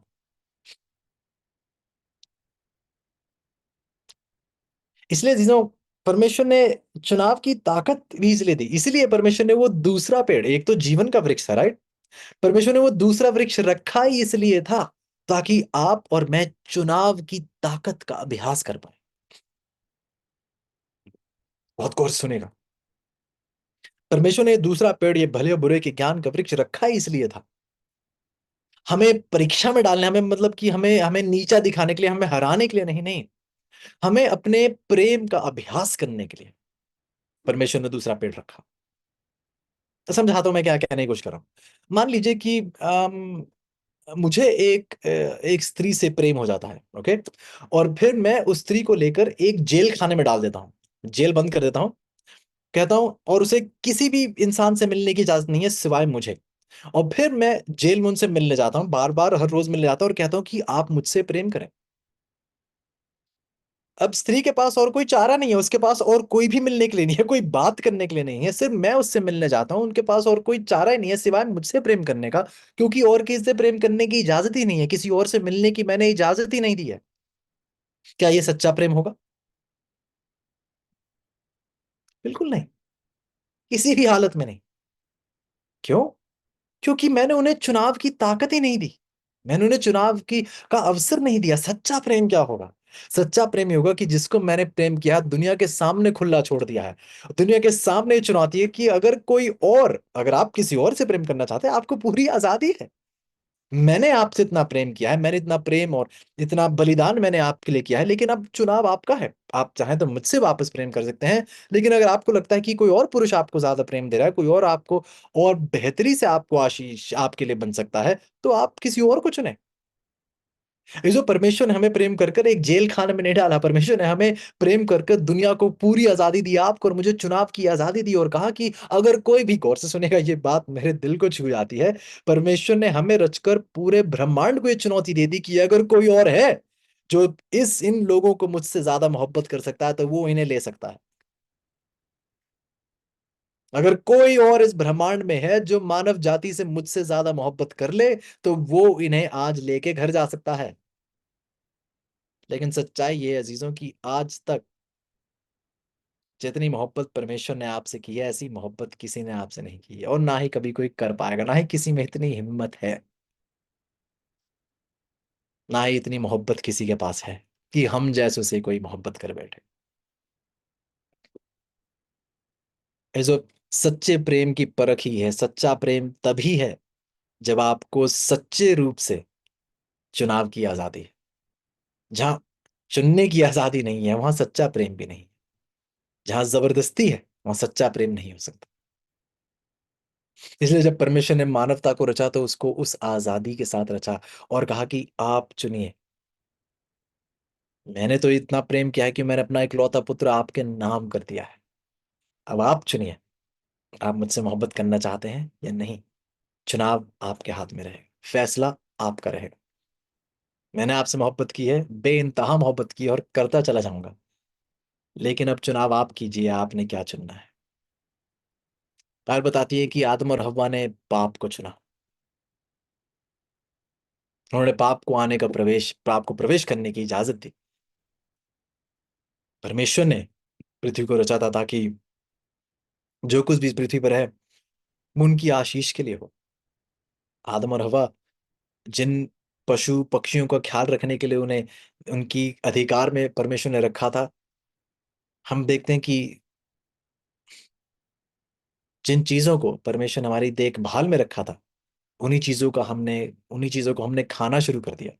जिन पशु पक्षियों को हमारे दिल में खुशी लानी थी, आज हम उन्हीं पशुओं और पक्षियों को खाना हमने शुरू कर दिया है। लेकिन जब परमेश्वर ने रचा था, तब तो पशु भी एक शाकाहारी आहार पर थे। परमेश्वर ने रचा, परमेश्वर ने कहा, बताया क्या खाना है, चुनाव आपके हाथ में। परमेश्वर ने कहा इंसान से, आप पूरे बाग से आप जो खाना चाहें आप खा, पूरी पृथ्वी में से आपने जो खाना है आप खा सकते हैं। उत्पत्ति की दो, अगर आप मेरे साथ पढ़ें, तो उत्पत्ति की दो और उसकी 16 और 17 में हम पढ़ते हैं। उत्पत्ति की दो की 16 और 17 में कुछ परमेश्वर कुछ इस प्रकार कहते हैं। उत्पत्ति की दो की 16 और 17, तब परमेश्वर यहोवा ने आदम को यह आज्ञा दी कि तू वाटिका के सब वृक्षों का फल बिना खटके खा सकता है, पर भले या बुरे के ज्ञान का जो वृक्ष है उसका फल तू कभी ना खाना, क्योंकि जिस दिन तू उसका फल खाए उसी दिन अवश्य क्या हो जाएगा, मर जाएगा। परमेश्वर ने समझाया कि आप हर फल खा सकते हैं, ऐसा आप समझना जरूरी है चीजों, ऐसा नहीं है कि उनके पास खाने को नहीं था और इसलिए हवा ने जो चुनाव किया उस फल को खाने का, वो मजबूरी थी क्योंकि और कुछ खाने को नहीं था। ऐसे नहीं है, पूरी धरती फल से भरी हुई थी। पूरी धरती की उपजाऊ ताकत इतनी सामर्थी थी। कोई हल चला, पाप से पहले कोई हल नहीं चलता था चीजों, कोई बैलगाड़ियां नहीं चलती थी हल चलाने के लिए, बीज नहीं बोए जाते थे, नहीं। सब कुछ फलता फूलता रहता था बिना कोई हल चला। ऐसा नहीं है कि खाना और कहीं नहीं था, सिर्फ यही था, नहीं। परंतु फिर भी हवा ने परमेश्वर की आज्ञा का विरोध किया। इसका मतलब उसके पास चुनाव की ताकत थी। सच्चे प्रेम की परख ही इसमें कि आप किसी इंसान को जो आपसे प्रेम कर रहा है, उससे उसको प्रेम दिखाने का चुनाव आप करेंगे या फिर किसी और को प्रेम करने का चुनाव आप करेंगे। ये चुनाव की ताकत परमेश्वर आपके हाथों में छोड़ देते हैं। ये आप तय कीजिए कि आपने किससे प्रेम करना है, किसको अपना बनाना है और किसको नहीं। तो हम देखते हैं कि उन्होंने शैतान का पक्ष चुना। और जब शैतान का पक्ष चुना तो चीजों, हमें याद रखना है कि शैतान ने एक बात कही थी हवा से। चाहूंगा कि आप उस बात पर बहुत गहराई से मनन करें। उत्पत्ति की 3 की 5 में अब, और ये बात है चीजों यकीनन इतनी गहरी है कि इस एक अध्याय एक बैठक में मैं खत्म नहीं कर पाऊंगा। उत्पत्ति की 3 की 5 और कल हम एक दूसरा किसी दूसरे विषय पर चर्चा करने जा रहे हैं। तो मैं चाहूंगा कि इन बातों को आप और गहराई से परखिए। हम पूरी गहराई में इन सब बातों को नहीं परख रहे हैं, सिर्फ एक ऊपरी स्तर से झलक दे रहे हैं इन बातों की आपको। उत्पत्ति की 3 की 5 अगर आप पढ़ रहे हैं तो बाइबल कहती है, अम, आप जानते हैं कहानी अच्छे से, आप जानते हैं शैतान हवा से कहता है कि आप ये फल खा लें। और आगे देखिए वो क्या कहता है कि 5वीं अध्याय में कहता है, वरन परमेश्वर आप जानता है कि जिस दिन तुम उसका फल खाओगे, उत्पत्ति की 3 की 5 है, कि जिस दिन तुम उस वृक्ष का फल खाओगे उसी दिन तुम्हारी आंखें खुल जाएंगी, अब तुम भले बुरे का ज्ञान पाकर परमेश्वर के तुल्य हो जाओ। हम्म, परमेश्वर ने कहा है ना खाओ, लेकिन अगर आप ये फल खाओगे तो आप क्या हो जाओगे, आप परमेश्वर के तुल्य हो जाओगे। क्या आपको पता है इसके कहने का मतलब क्या था? शैतान एक हद तक सच कह रहा था, एक प्रकार का सच कह रहा था। मतलब कि क्या, वो ये नहीं कह रहा था कि हाँ आप यकीनन परमेश्वर हो जाओगे, नहीं। कह रहा है कि आप भी एक परमेश्वर बन जाओगे। मतलब क्या? मतलब क्या? अगर आप पहली आज्ञा को देखें, निर्गमन की 20 में अगर आप जाएं, निर्गमन की 20 में हम 10 आज्ञाओं को पाते हैं जो परमेश्वर अपनी कलीसिया को सिखाते हैं, जो परमेश्वर दुनिया को सिखाते हैं। निर्गमन की 20 में अगर आप पहली आज्ञा पढ़ें तो बाइबल क्या कहती है? बाइबल कहती है, परमेश्वर की आज्ञा निर्गमन की 20 की 3, परमेश्वर कहते हैं तुम मुझे छोड़ दूसरों को ईश्वर करके ना मानना। तो मुझे छोड़ दूसरों को ईश्वर करके ना मानना, मतलब कि मैं ही एक परमेश्वर हूं, मुझे छोड़कर किसी और को ईश्वर ना मानना। अब हमें अक्सर लगता है कि परमेश्वर जब कहते हैं मुझे छोड़कर किसी और को ईश्वर ना मानना, परमेश्वर यहाँ शायद दूसरे बुत प्रस्त देवी देवताओं की बात कर रहे हैं, उन मूर्तियों की बात कर रहे हैं जिनकी लोग अलग अलग जगहों पर पूजा करते हैं। सच्चाई यह है कि यह सोच गलत है। सोच गलत है। परमेश्वर यहाँ किसी और देवी देवता की बात नहीं कर रहे, क्योंकि ये मूर्तियों की बात जो परमेश्वर कर रहे हैं, दूसरे अन्य जातियों के देवी देवता, इनका वर्णन तो 4 आयत में होता है। ये दूसरी आज्ञा है, ना कि पहली आज्ञा। हम शायद पहली और दूसरी आज्ञा में फर्क करना भूल जाते हैं। दूसरी आज्ञा कहती है कि तू अपने लिए कोई मूर्ति खोद कर ना बनाना, ना किसी की प्रतिमा करना जो आकाश में या पृथ्वी पर हो, तू उनका दंडवत ना करना, उनकी उपासना करना। ये वो अन्य जाति के देवी देवता हैं जिनकी वो बात कर रहा है। ये दूसरी आज्ञा, ना कि पहली आज्ञा। तो ये पहली आज्ञा का ईश्वर कौन है?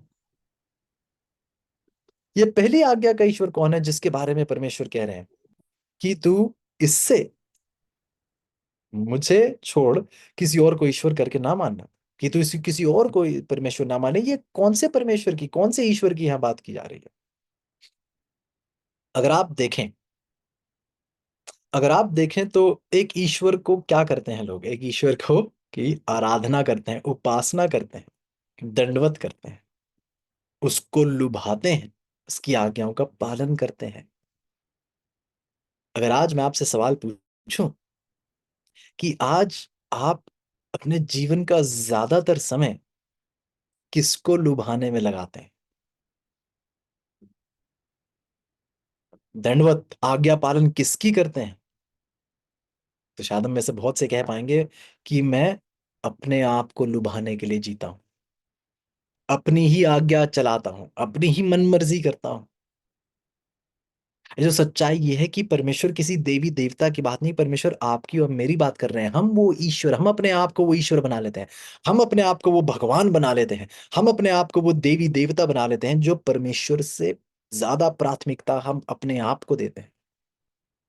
हम वो देवी देवता है, हम वो ईश्वर हैं जो परमेश्वर से पहले आते हैं। ये खुद ही जो है, ये लालच जो है, ये स्वार्थ जो है, ये खुद ही जो मुझ में बरकरार है, ये वो देवी देवता है, ये वो ईश्वर है जिसके बारे में पहली आगे आप कह रहे हैं कि तुम मुझे छोड़ किसी और को ईश्वर ना मानना। इसलिए शैतान ने भी जब कहा कि परमेश्वर जानते हैं कि जिस दिन आप खा लोगे आप परमेश्वर के तुल्य हो जाओगे, एक तरीके से वो ये कह रहा था कि हाँ, अगर आप परमेश्वर की आज्ञा को उल्लंघन करोगे तो परमेश्वर की कोई भी आज्ञा तोड़ने से पहले पहले आपको अपने आप को प्राथमिकता देनी होगी। जो अपने आप को लुभाता है वो परमेश्वर को नहीं लुभा पाएगा। आपको अपने आप को ईश्वर बनाना होगा, तभी आप परमेश्वर की आज्ञा को उल्लंघन कर पाएंगे। जो भी अपने आप को ज्यादा प्राथमिकता देता है, जो भी खुद ही को प्राथमिकता देता है, वो परमेश्वर के प्रति अधीन नहीं हो सकता।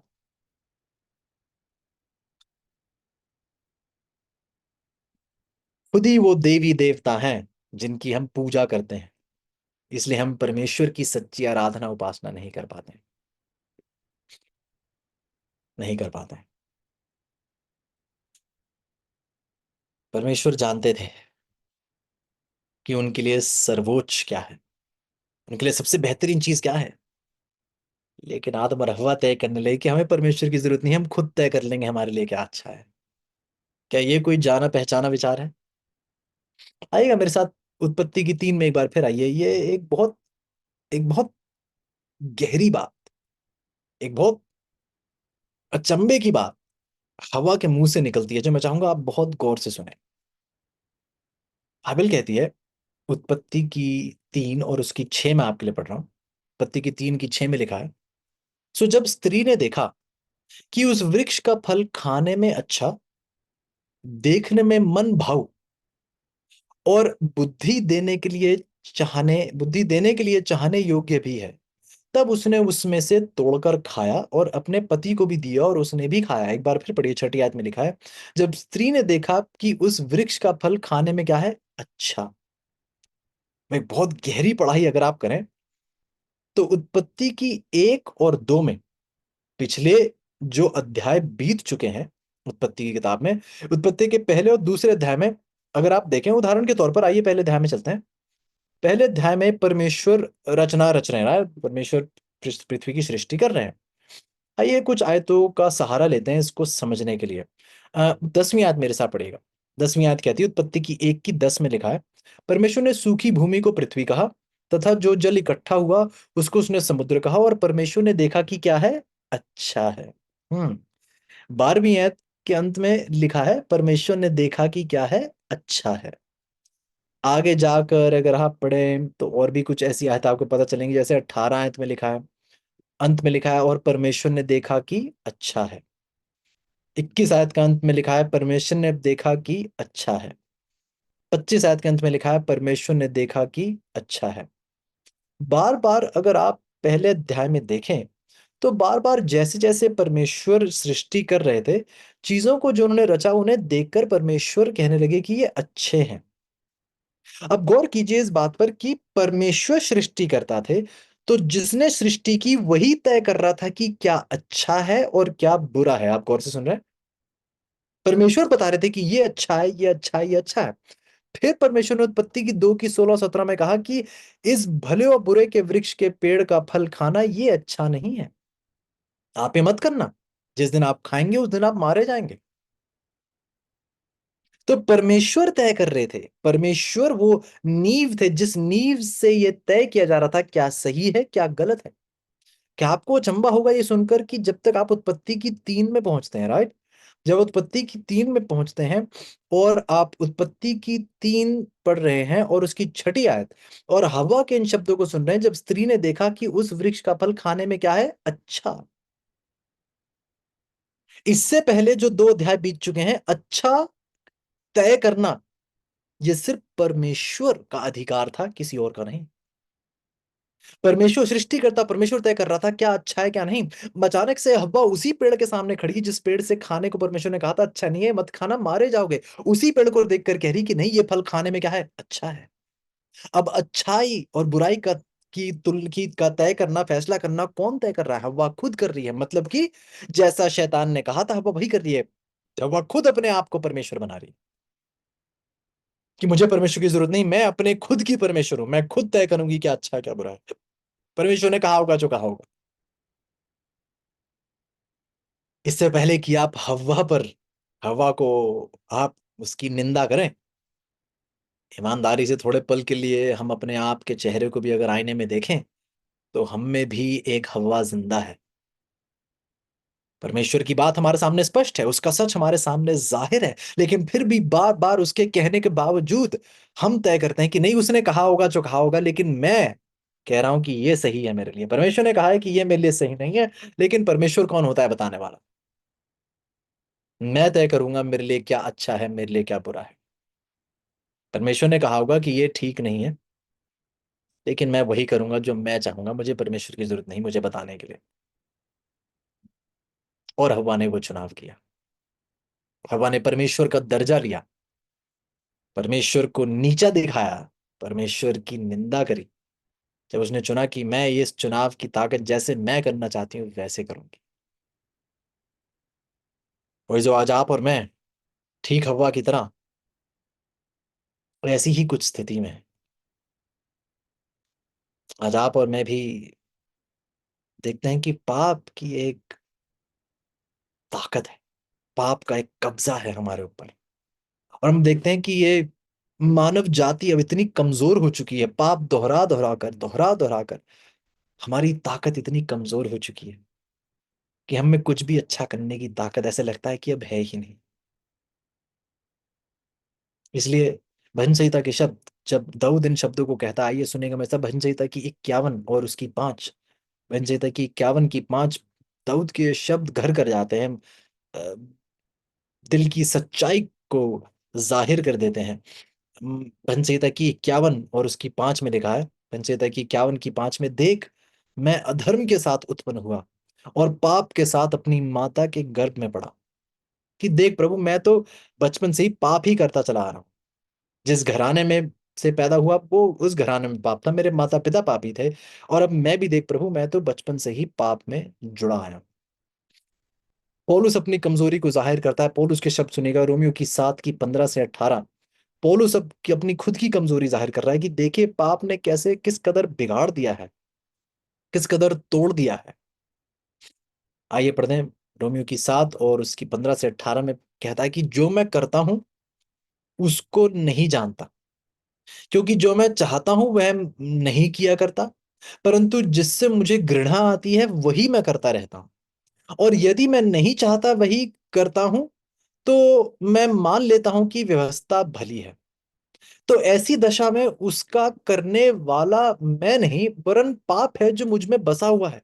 क्योंकि मैं जानता हूं कि मुझ में अर्थात मेरे शरीर में कोई अच्छी वस्तु वास नहीं करती।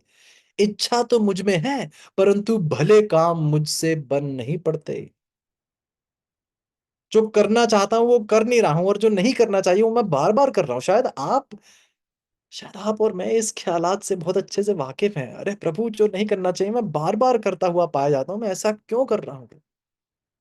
पाप का कब्जा है, जैसे पौलुस कह रहा है ये पाप है जो मुझ में वास कर रहा है, ये पाप है जो उनमें बसा हुआ है।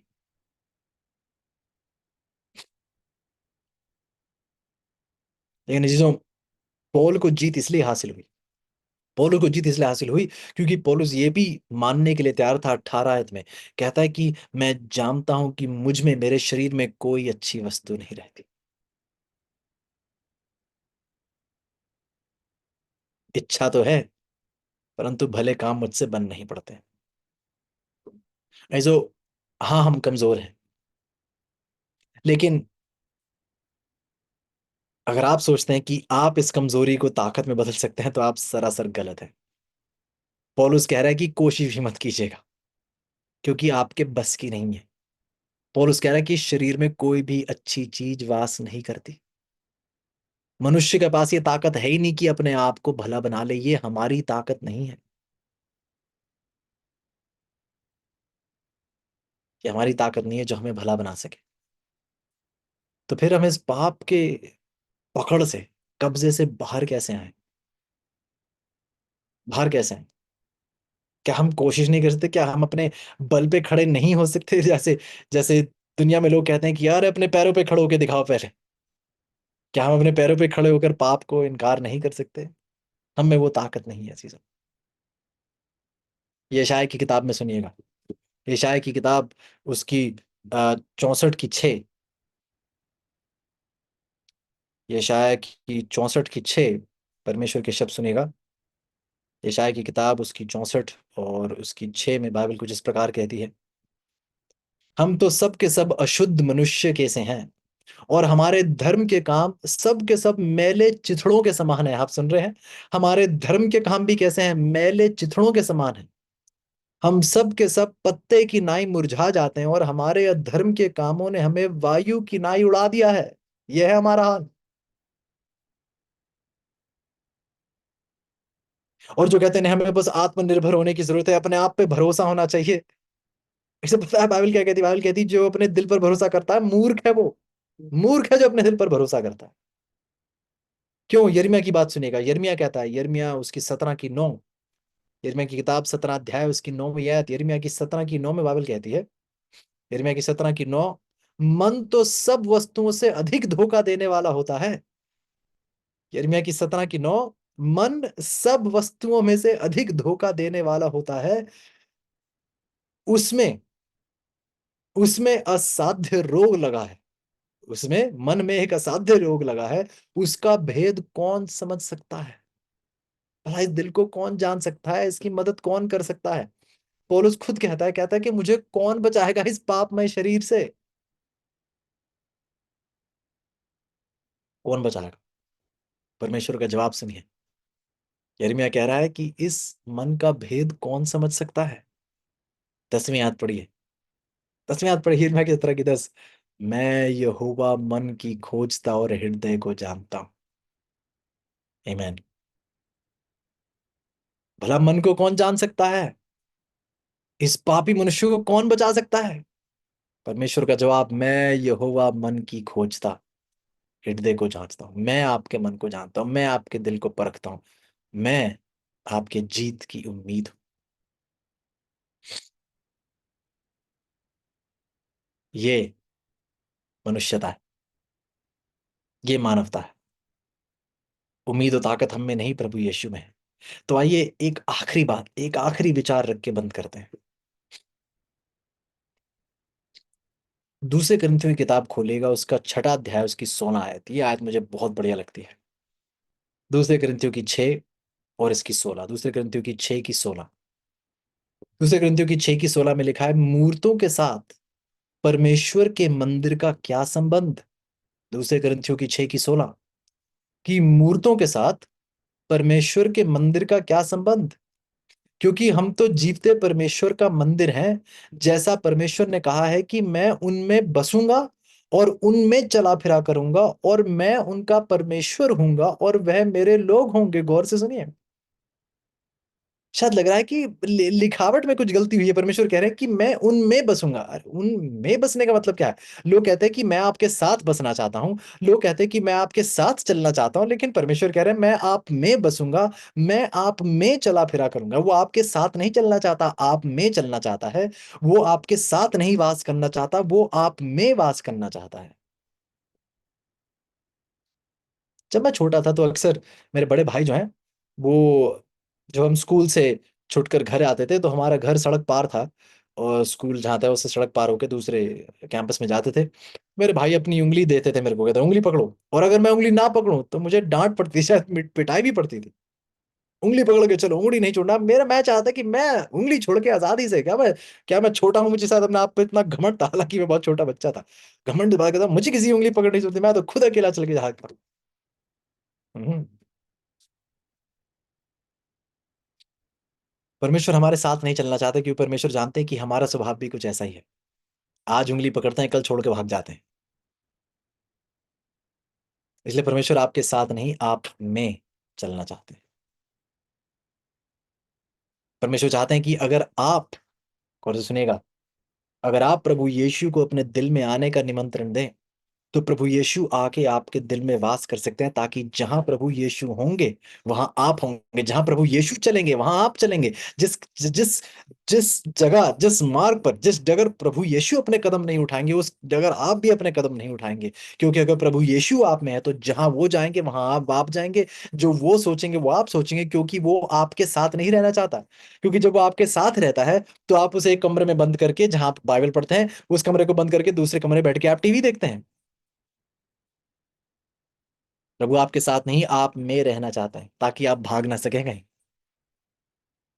लेकिन इसको एक बार फिर, जैसा हम पढ़ चुके हैं, प्रभु आपके साथ जबरदस्ती नहीं करेंगे। सच्चा प्रेम जबरदस्ती नहीं करता, सच्चा प्रेम सिर्फ विनती करता है, दिल खोल के रो देता है, लेकिन सच्चा प्रेम कभी जबरदस्ती नहीं करता। चुनाव आपके हाथ में, फैसला आपके हाथ में है, लेकिन आज आप अपनी जिंदगी बदल सकते हैं। प्रभु कह रहे हैं, अगर मैं आप में आके रहना चाहता हूं, मैं आपके साथ चलना चाहता हूं, अगर आज आप अपनी जिंदगी में बदलाव चाहते हैं, अगर आप पाप को त्याग कर प्रभु यीशु के साथ चलना चाहते हैं, तो आज आपको प्रभु यीशु को निमंत्रण देना होगा कि वो आपके दिल में आके वास करें, वो आप में रहें, वो आप में चले। अगर वो आप में रहेंगे तो जीत भी आपकी होगी, क्योंकि प्रभु यीशु हमारे विजेता है। और यही मेरा सवाल है, अंत में यही मेरा सवाल है। मानवता कमजोर है, मानवता बेकार है, लाचार है, बेबस है। लेकिन बाइबल में ही लिखा है, प्रभु ने खुद कहा है कि मेरी सामर्थ आपकी कमजोरी में सिद्ध होती है। मेरी सामर्थ आपकी कमजोरी में सिद्ध होती है। अगर आप मुझे अपनी कमजोरी में आने की इजाजत देंगे, इजाजत देनी होगी, जबरदस्ती नहीं करेंगे वो। अगर आप इजाजत दें, तो चाहे हम जितने भी बेकार हों, जितने भी लाचार, परमेश्वर हमें हमेशा के लिए बदल सकते हैं। जीत हमारी हो सकती है, क्योंकि जीत प्रभु यीशु की हो चुकी है। अगर आज आपकी इच्छा है कि प्रभु यीशु आपके दिल पर कब्जा करें, तो आइएगा मेरे साथ, हो सके तो घुटनों के बल आइएगा। जिनकी इच्छा है कि प्रभु यीशु उनके दिल पर जीत करे, आइएगा मेरे साथ घुटनों के बल, और आइए प्रभु के साथ प्रार्थना में जुड़ेंगे। आइए प्रार्थना करें। हमारे परमेश्वर, धन्यवाद ही है प्रभु, शुक्रगुजार है इस नए दिन के लिए, इस नए जीवन की भेंट के लिए। तो धन्यवाद ही है प्रभु, हम तो सांस लेने तक के लायक नहीं। जिंदगी तो बहुत दूर दूर दूर प्रभु, जो जीवन हमें मिला है हम इस लायक नहीं है। कल का देखना प्रभु, ये तो बहुत दूर की बात है, हम अगले पल मर सकते हैं। हमें मरना चाहिए, क्योंकि इतने पाप हमने किए हैं। इतनी मोहब्बत के बावजूद प्रभु जो आपने हमें दिखाई है, फिर भी हमने दुष्टता का ही मार्ग पकड़ा है, बुराई को ही चुना है। और मदद कीजिएगा प्यारे प्रभु, क्षमा कीजिएगा हमें प्रभु। इस पत्थर दिल को तोड़िएगा प्रभु, हमारी विनती है। दिलों को बदल दीजिएगा प्रभु जी, परिवर्तित कर दीजिएगा, अपने जैसा बना दीजिएगा, ये हमारी विनती है।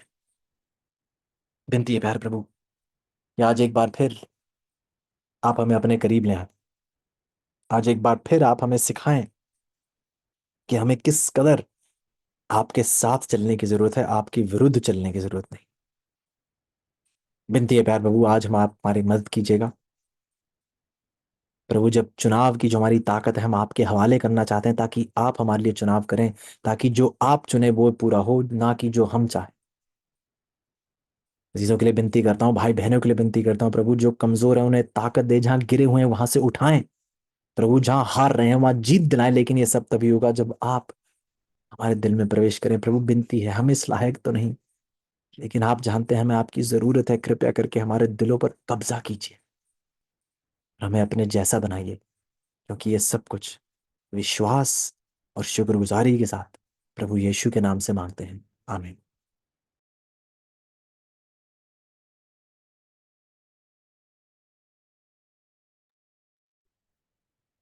परमेश्वर को बहुत बहुत धन्यवाद देते हैं इस समय के लिए और इन वचनों के लिए। सर डॉक्टर रोनाल्ड को तहे दिल से बहुत बहुत धन्यवाद देते हैं। सब जितने भी यहाँ पे उपस्थित हैं, सबके तरफ से सर आपको बहुत बहुत धन्यवाद, जो आज बाइबल का अध्ययन आपके द्वारा परमेश्वर ने हमारे बीच में कराया है। हम विश्वास करते हैं कि आज ये संदेश सुनने के बाद जितने भी यहाँ पर हैं, बहुतों का जिंदगी बदलने वाला है। और आने वाले बहुत सारे दिनों में जो प्रभु आपके द्वारा हमें सिखाने वाले हैं, हमारी जिंदगी का पल पल बदलने पाए, और हम हर कदम परमेश्वर की ओर बढ़ाए, और जो प्रेम ईश्वर ने हमसे किया है उसको हम लोग पहचानने सीखें। बहुत बहुत धन्यवाद देते हैं सर आपको हमारे बीच में उपस्थित होने के लिए। आपका उपस्थित होना ही हम सब लोगों के लिए एक आशीष का कारण है और आशीष का कारण बनेगा। परमेश्वर हम सबको आशीष दे। और हमारे बीच में जितने भी आप लोग उपस्थित हैं, भाई लोग, बहन लोग, अगर विषय जो आज हम लोगों ने पढ़ाई किया उसके विषय में कोई भी सवाल है आप लोगों का, तो कृपया अपने आप को अनम्यूट करके सर के सामने रखें ताकि सर उसको क्लियर करें।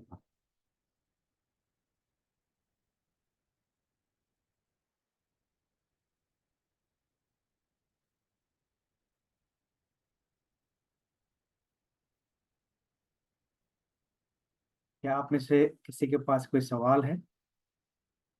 क्या आप लोग को सब चीज समझ में आ गया है, या कुछ सवाल जिसमें आपको नहीं समझ में आया है? तो अभी समय है आप लोग को दिया जाता है। मैं किस हाथ देख पा रहा हूँ, पुष्पालीना गुड़िया जी, आपका हाथ खड़ा किया है। आडम आपने, कृपया आप अपने आप को अनम्यूट करके सवाल कर सकते हैं। सर जी, मैं धन्यवाद देती हूँ डॉक्टर रोनाल्ड को। ये आज हमें बहुत ही सुंदर वचन को सिखाए हैं। इससे हमें उनके रिश्ते में रहना है। जब वह चाहा है हमें, तब उसका रिश्ता में, तो मैं यही सवाल करना चाहती हूँ कि हम उसके रिश्ते में कैसे रहना है मजबूत। तो बहुत से लोग तो ऊपर से रहते हैं, तो मजबूती के लिए हम लोग को तो बहुत कुछ पदस्थल बताए हैं। मैं तो बहुत खुश हुई। और परमेश्वर डॉक्टर रोनाल्ड को बहुत सी आशीष दे। मैं यह चाहती हूँ कि हमें जो ताकत और हमें जो बुद्धि और ज्ञान दिया बहुत से वचनों को बात के, तो उसमें हम लोग को पहला कदम कैसे कर रखना है इसको बतलाने से बहुत अच्छा होगा। सिखाया तो बहुत कुछ, लेकिन पहला कदम जैसे प्रार्थना के विषय में मेरा यही सवाल है। सर एक सवाल मैडम का है आपके लिए। अब आपके सामने रखती है सर कि वो पहला कदम जो कुछ अभी आज हम लोग सीखे हैं, वो पहला कदम हम किस प्रकार शुरू करें?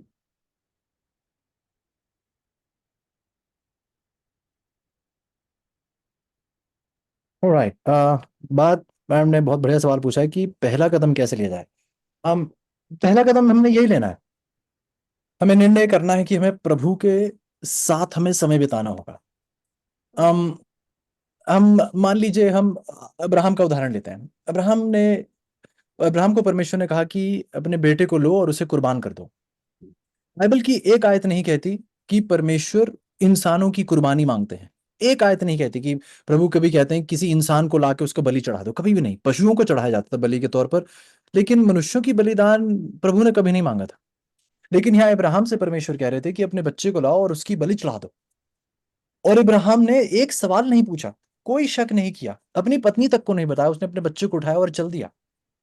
अब्राहम के पास ऐसी स्पष्टता आई कहां से? बाइबल की एक आयत नहीं थी, उसके समय में तो बाइबल लिखी भी नहीं थी। अब्राहम के पास ये स्पष्टता कहां से आई कि ये परमेश्वर की आवाज है, परमेश्वर मुझसे यही कराना चाहते हैं? उसके पास बाइबल नहीं थी, उसके पास हमारे तरह इंटरनेट नहीं था, जूम की ऐसी मीटिंग नहीं थी, उसके पास ऐसे भाई लोग नहीं थे जो उसके पास बैठ के ऐसी गहरी बातें किया करते थे। तो अब्राहम को कैसे पता चला कि यही परमेश्वर की मर्जी थी? क्योंकि अब्राहम इतना समय अपने परमेश्वर के साथ बिताता था, इतना समय बिताता था कि जैसे प्रभु यीशु नए नियम में कहते कहते कि मेरे भेड़े मेरी आवाज सुनती हैं और मुझे पहचानती हैं। भेड़े उसी चरवाहे को पहचानती हैं जिस चरवाहे ने उनके साथ समय बिताया हो। किसी अनजान व्यक्ति की आवाज को वो नहीं पहचानती है भेड़े। जब हम उसे समय ही नहीं दे रहे तो उसकी आवाज को कैसे पहचान पाएंगे? हमें अक्सर, हम आज हमारे साथ मीटिंग में ही कुछ ऐसे लोग हैं जो बहुत से अपने सवालों के जवाब चाहते हैं। किसी जीवन की परिस्थिति है, कोई निर्णय उन्हें लेना है, कोई डिसीजन लेना है, उन्हें पता नहीं चल रहा क्या करना है।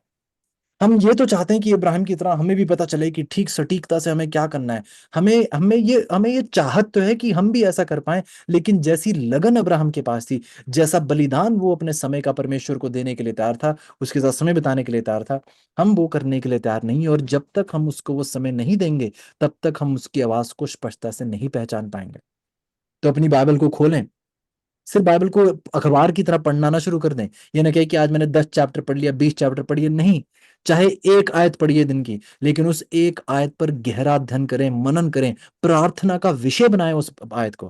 क्योंकि प्रभु ये आयत क्या कह रही है, ये आयत मुझे अगर ये करने के लिए कह रही तो प्रभु मेरी मदद कीजिए, उस आयत को अपनी प्रार्थना का विषय बनाए। क्या प्रभु अगर आयत ये करने के लिए कह रही तो मेरी मदद कीजिए ताकि मैं इसको अपने जीवन पूरा करूं। बाकी बाकी के दिन उस आयत के बारे में सोचते रहिए, उस सच्चाई के बारे में सोचते रहिए, विनती करते रहिए कि प्रभु उस सच्चाई को आपके जीवन में पूरा करे। प्रभु से इस प्रकार बात करना सीखे। जब हम कहते हैं कि अगर आप मित्र से बात करने जाते हैं तो क्या आप अपनी बात करके भाग जाते हैं? ये मित्रता नहीं होगी जो आप सिर्फ अपनी बात करके आप भाग जाते हैं।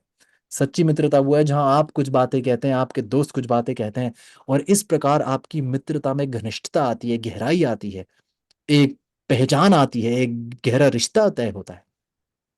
अगर हमें भी परमेश्वर के साथ एक गहरा रिश्ता जोड़ना है, प्रार्थना में आप कुछ कहें, फिर प्रभु को कुछ कहने दें अपने वचन के द्वारा।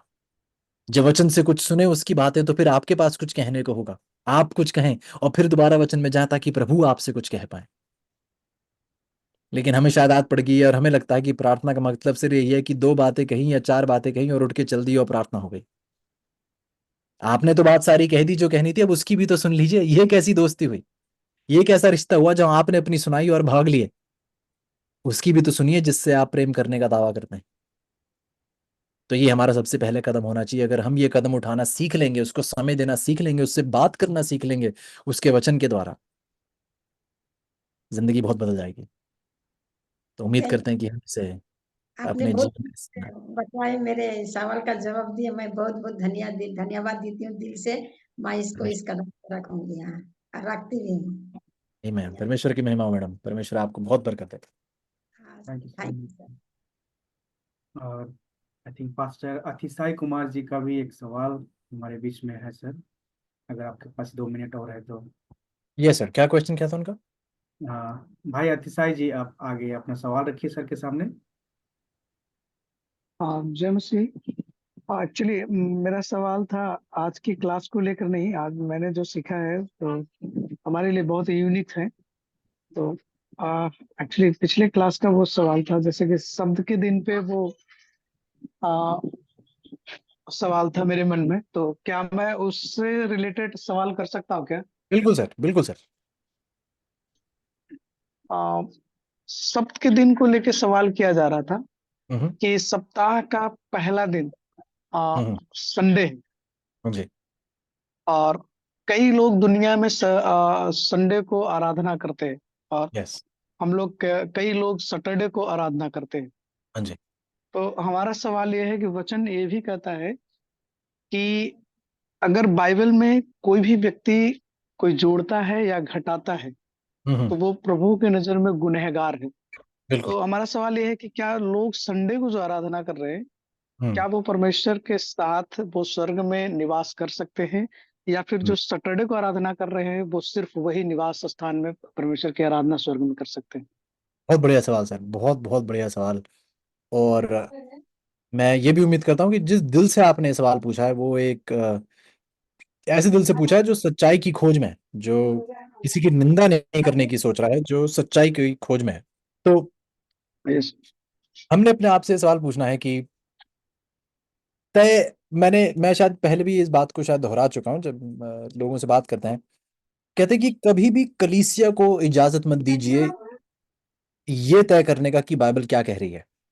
कलीसिया को इजाजत मत दीजिए ये बताने के लिए कि बाइबल का मतलब ये है। बाइबल को इजाजत दीजिए ये तय करने की थी कि कलीसिया क्या है।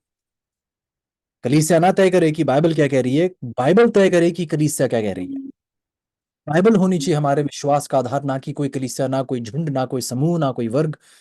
हमेशा परमेश्वर का वचन हमारे विश्वास का आधार होना चाहिए। तो बाइबल अगर आप खोल के पढ़ें तो परमेश्वर के द्वारा कौन से दिन को, हफ्ते के कौन से दिन को परमेश्वर ने पवित्र ठहराया, यहूदियों के होने से पहले, जब यहूदी इस धरती पर थे भी नहीं। उत्पत्ति की 2 में अगर आप पढ़ें तो उत्पत्ति की पहली, दूसरी, तीसरी आयत अगर आप पढ़ें तो परमेश्वर ने 7वें दिन को पवित्र करार किया, उसे उस पर पवित्रता का उसे दर्जा दिया जो और किसी दिन को नहीं दिया। और आज वैज्ञानिक रूप से भी अगर आप देखें, और अगर आप अलग अलग ग्रहों की पढ़ाई देखें, तारों सितारों की पढ़ाई अगर आप देखें, तो इस खगोल विज्ञान के विषय में भी अगर आप देखें तो खगोल विज्ञान भी आपको बताता है कि समय की गिनती में बदलाव नहीं हुआ है। जब आप 7 दिन का जो ये चक्र है, इस 7 दिन के चक्र में बदलाव नहीं आया है। दिनों को अलग अलग नाम दे दिए गए हैं, जैसे सोमवार मंगलवार हम कहते हैं, और ये दिन को ये नाम क्यों दिए गए हैं ये भी किसी और दिन अगर आप चाहें तो बैठ के चर्चा की जा सकती है। लेकिन अगर आप देखें तो ये एक सच्चाई है, परमेश्वर ने 7वें दिन को पवित्र दी किसी और दिन को नहीं। अब अगर आप अपने भारत की सभ्यता में भी आप देखें तो हम देखते हैं कि अम, कुछ दिनों को अलग नाम दिया जाए, जैसे अंग्रेजी में तो नाम अलग हैं और हिंदी में हमारे नाम अलग हैं। तो ये जो अलग अलग दिनों के नाम जो दिए गए हैं, इनका मतलब क्या है, हमें हमारे लिए ये भी समझना बहुत जरूरी हो जाता है। तो मैं उदाहरण के तौर पर, मैं सारे सारे दिनों का नाम तो नहीं आपके सामने रखूंगा, लेकिन कुछ दिनों का मैं आपको उदाहरण देता हूँ एग्जाम्पल के तौर पर। तो अगर आप जैसे देखें, सोमवार, मंडे जिसे अंग्रेजी में कहते हैं, सोमवार अगर आप देखें तो सोम जो होता है, अम, सोम असल में अगर गौर किया जाए तो वैदिक जो समझ है, जो वैदिक शास्त्रों की जो समझ है, तो वो सोम एक वैदिक देवता है। और वो सोम जो है वो पौधों का देवता माना जाता है। माना जाता है कि सोम देवता जो है वो रोगों को चंगा करता है। सोम देवता जो है वो धन राशि जो है वो लोगों को देता है। और कहा जाता है कि सोम देवता जो है वो चंद्रमा पर रहता है। तो इसलिए उस वार को, वार का मतलब बेसिकली होता है, वार का मतलब हो गया समय, कोई समय। तो सोमवार मतलब ये जो है उस सोम देवता का जो है ये समय है। तो ये जैसे मान लीजिए, और अगर आप देखें तो हर दिन का नाम जो हमारी भारत की सभ्यता में हिंदी भाषा में दिया गया है, हर दिन का नाम एक देवता या एक ग्रह की उपासना के साथ जुड़ा हुआ है। जैसे कि तौर पर मंगलवार की बात कर लीजिए आप, ट्यूसडे की अगर आप बात करते हैं, ये मंगलवार हो गया। मंगलवार अगर आप देखें तो वार तो मतलब हो गया समय। और अगर आप मंगल, ये शायद हमें, ये तो बहुत ही ज्यादा आसान है। अभी थोड़ी देर पहले हमारा मंगलयान भी गया था, राइट? मंगलयान कौन से ग्रह पर गया था? मंगलयान के बारे में चंद्रमा पे। चंद्रमा पे। अगर मंगलयान असल में सर, हाँ, चंद्रमा पर गया था। लेकिन मंगल जो, अगर आप देखें ग्रह जो है, अगर ग्रह का नाम अगर आप देखें तो मंगल कौन से ग्रह को दर्शाता है? अंग्रेजी में उसे कहते हैं मार्स। मंगल ग्रह जो है वो चंद्रमा से अलग है, उसे मंगल ग्रह कहते हैं। तो मंगल अगर आप हिंदी में शब्द भी देखें तो मंगल शब्द का दूसरा शब्द मतलब क्या है? शुभ। तो मंगलवार को एक शुभ दिन भी माना जाता है कि ये एक शुभ दिन है, इसे मंगल, इसलिए उसे मंगलवार कहा जाता है, राइट? अगर आप बुधवार को आप देखें तो बुध जो है वो बुध ग्रह को दर्शाता है, जो जिसे अंग्रेजी में हम मर्क्यूरी भी कहते हैं, तो बुध ग्रह हो गया। गुरुवार को अगर आप देखें तो फिर ये गुरुवार को आप बृहस्पतिवार भी कहते हैं। तो गुरुवार जो है ये एक बार फिर गुरुवार जो है ये एक वैदिक देवता जिसका नाम, जिसको बृहस्पति भी कहा जाता है। और ये गुरु मतलब जो दूसरों का गुरु है। और ये बृहस्पति जो है, इसको एक बहुत ही आदरणीय एक संचालक माना जाता है, एक अध्यापक माना जाता है। तो बृहस्पति की भी इस प्रकार से हम देखते हैं कि एक उसकी आराधना की जाती है। लेकिन बृहस्पति जो है ये एक ग्रह का भी नाम है जिसे अंग्रेजी में जुपिटर कहते हैं। तो बृहस्पतिवार हो गया या गुरुवार हो गया। तो इस प्रकार से आप देखिए कि अलग अलग जो दिन है उनके नाम ग्रहों की पूजा से जुड़े हुए हैं। जैसे कि शुक्रवार, जिसे फ्राइडे कहते हैं, शुक्र जो है वो एक और ग्रह का नाम है जिसे अंग्रेजी में हम वीनस कहते हैं। और यहाँ पर उस वार उस ग्रह की जो है वहां उपासना हो रही है। लेकिन फिर अगर आप अब रविवार की बात करें, आपको पता है रवि का मतलब क्या होता है हिंदी में? किसी को पता है रवि रवि का मतलब शायद दिन। दिन। सर रवि का मतलब असल में होता है सूर्य। सूर्य। हाँ, सूर्य, रवि का सॉरी मतलब, सॉरी। रवि का मतलब होता है सूर्य। इसलिए रविवार कौन से दिन आता है? संडे के दिन आता है। अंग्रेजी में सन, सन मतलब सूरज। तो वो असल में अगर आप इतिहास में देखें तो सूर्य उपासना का दिन है वो। चाहे वो आप रोमी इतिहास में देख लें या आप हमारी अपनी सभ्यता में भी देख लें, सूर्य की उपासना की जाती है। और सूर्य की उपासना सिर्फ भारत में ही नहीं, बहुत से प्राचीन जो धर्म थे उनमें भी की जाती थी। लेकिन अब जिस दिन पर मैं चाहता हूं आप गौर करें वो है शनिवार, वो है हफ्ते का 7वां दिन। और आप बहुत अच्छे से जानते होंगे शनि जो है वो एक ग्रह को दर्शाता है, जिस ग्रह को शनि ग्रह कहते हैं अंग्रेजी में, जिसे सैटर्न कहते हैं। इसलिए अंग्रेजी में 7वें दिन को सैटरडे कहते हैं, मतलब कि वो सैटर्न का दिन है, मतलब कि वो शनि का दिन है। लेकिन क्या आपको पता है अजीजों कि शनि जो शब्द है, शनिवार जो है, शनिवार जो है हमारी अपनी ही सभ्यता में सबसे कम शुभ माना दिन जाता है। शनिवार माना जाता है कि ये सबसे कम शुभ दिन है। कोई बड़ा काम ना करना, कोई व्यापार ना खोलना, किसी सफर पे मत जाना, ये बहुत ही आपके लिए बहुत अशुभ दिन होगा। ये सबसे कम शुभ दिन है। अब आप खुद ही सोचिए कि बाकी सारे दिनों में से इसी दिन को सबसे कम शुभ क्यों कहा जा रहा है? क्योंकि यही वो दिन है जो बाइबल कह रही है कि ये पवित्र, परमेश्वर ने उसे पवित्रता का दर्जा दिया, तो शैतान ने देखिए क्या कहा, उसी दिन को सबसे कम शुभ का दर्जा दे दिया कि इस दिन पर कोई भला काम नहीं होना चाहिए। किसी काम, किसी व्यापार की शुरुआत ना कीजिए, किसी सफर पर मत जाइए, कोई शुभ काम ना कीजिए, क्योंकि ये सबसे अशुभ दिन है। अब सवाल जो आपका था वो ये था, ये तो हमने सभ्यता की नजर से भी देख लिया और बाइबल से भी हमने देख लिया, प्रभु 7वें दिन को पवित्रता का दर्जा दे रहे हैं। सवाल लेकिन आपने पूछा कि स्वर्ग में फिर कौन होगा? भाई जी। स्वर्ग में वो होगा जो सच को जानते हुए, सच को अपनाकर सच पर चल रहा होगा। उदाहरण के लिए, इसको समझने के लिए मैं चाहूंगा आप मेरे साथ पढ़ें लूका की किताब, उसका 12 अध्याय, उसकी 47 और 48। लूका की 12 और उसकी 47 और 48 आयत। लूका की 12, 47 और 48। और भाई अतिशाय मैं चाहूंगा कि आप हमारे लिए पढ़ें। लूका की 12 की 47 पढ़िएगा पहले।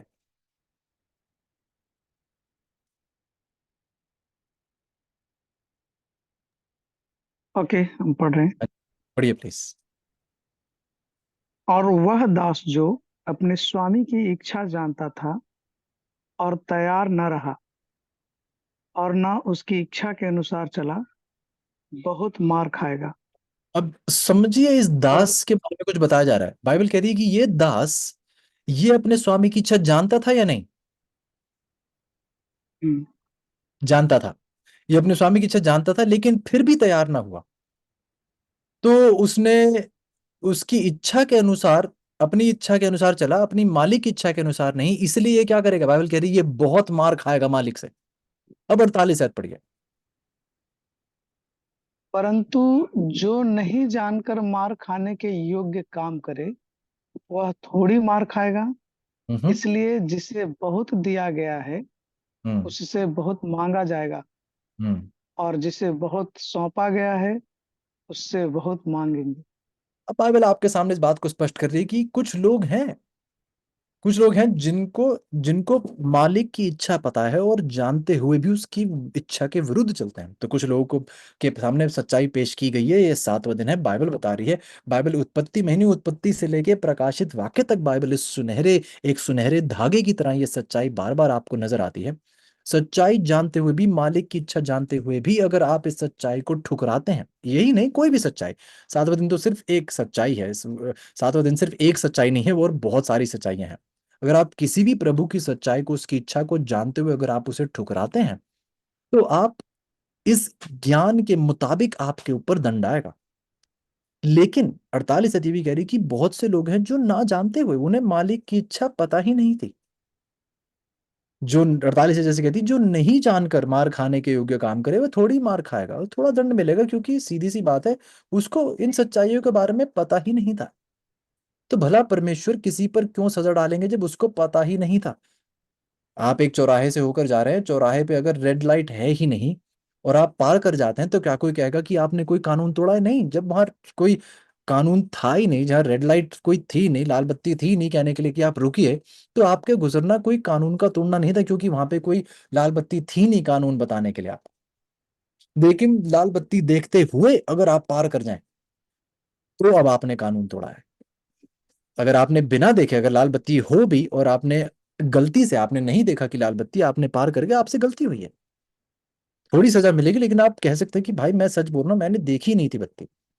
लेकिन इसी प्रकार से आज बहुत से हमारे मसीही लोग हैं जिन्होंने ये सच्चाई सुनी नहीं है, बाइबल जो कह रही है 7वें दिन की पवित्रता के बारे में, इस सच्चाई को सुना ही नहीं है। तो बहुत से लोग हैं जो परमेश्वर के साथ स्वर्ग में होंगे, जिन्होंने ये सच्चाई अभी तक नहीं सुनी थी, लेकिन आखिरकार बाइबल ये बताती है कि उसके आगमन से पहले ये सुसमाचार पूरी दुनिया में फैलेगा।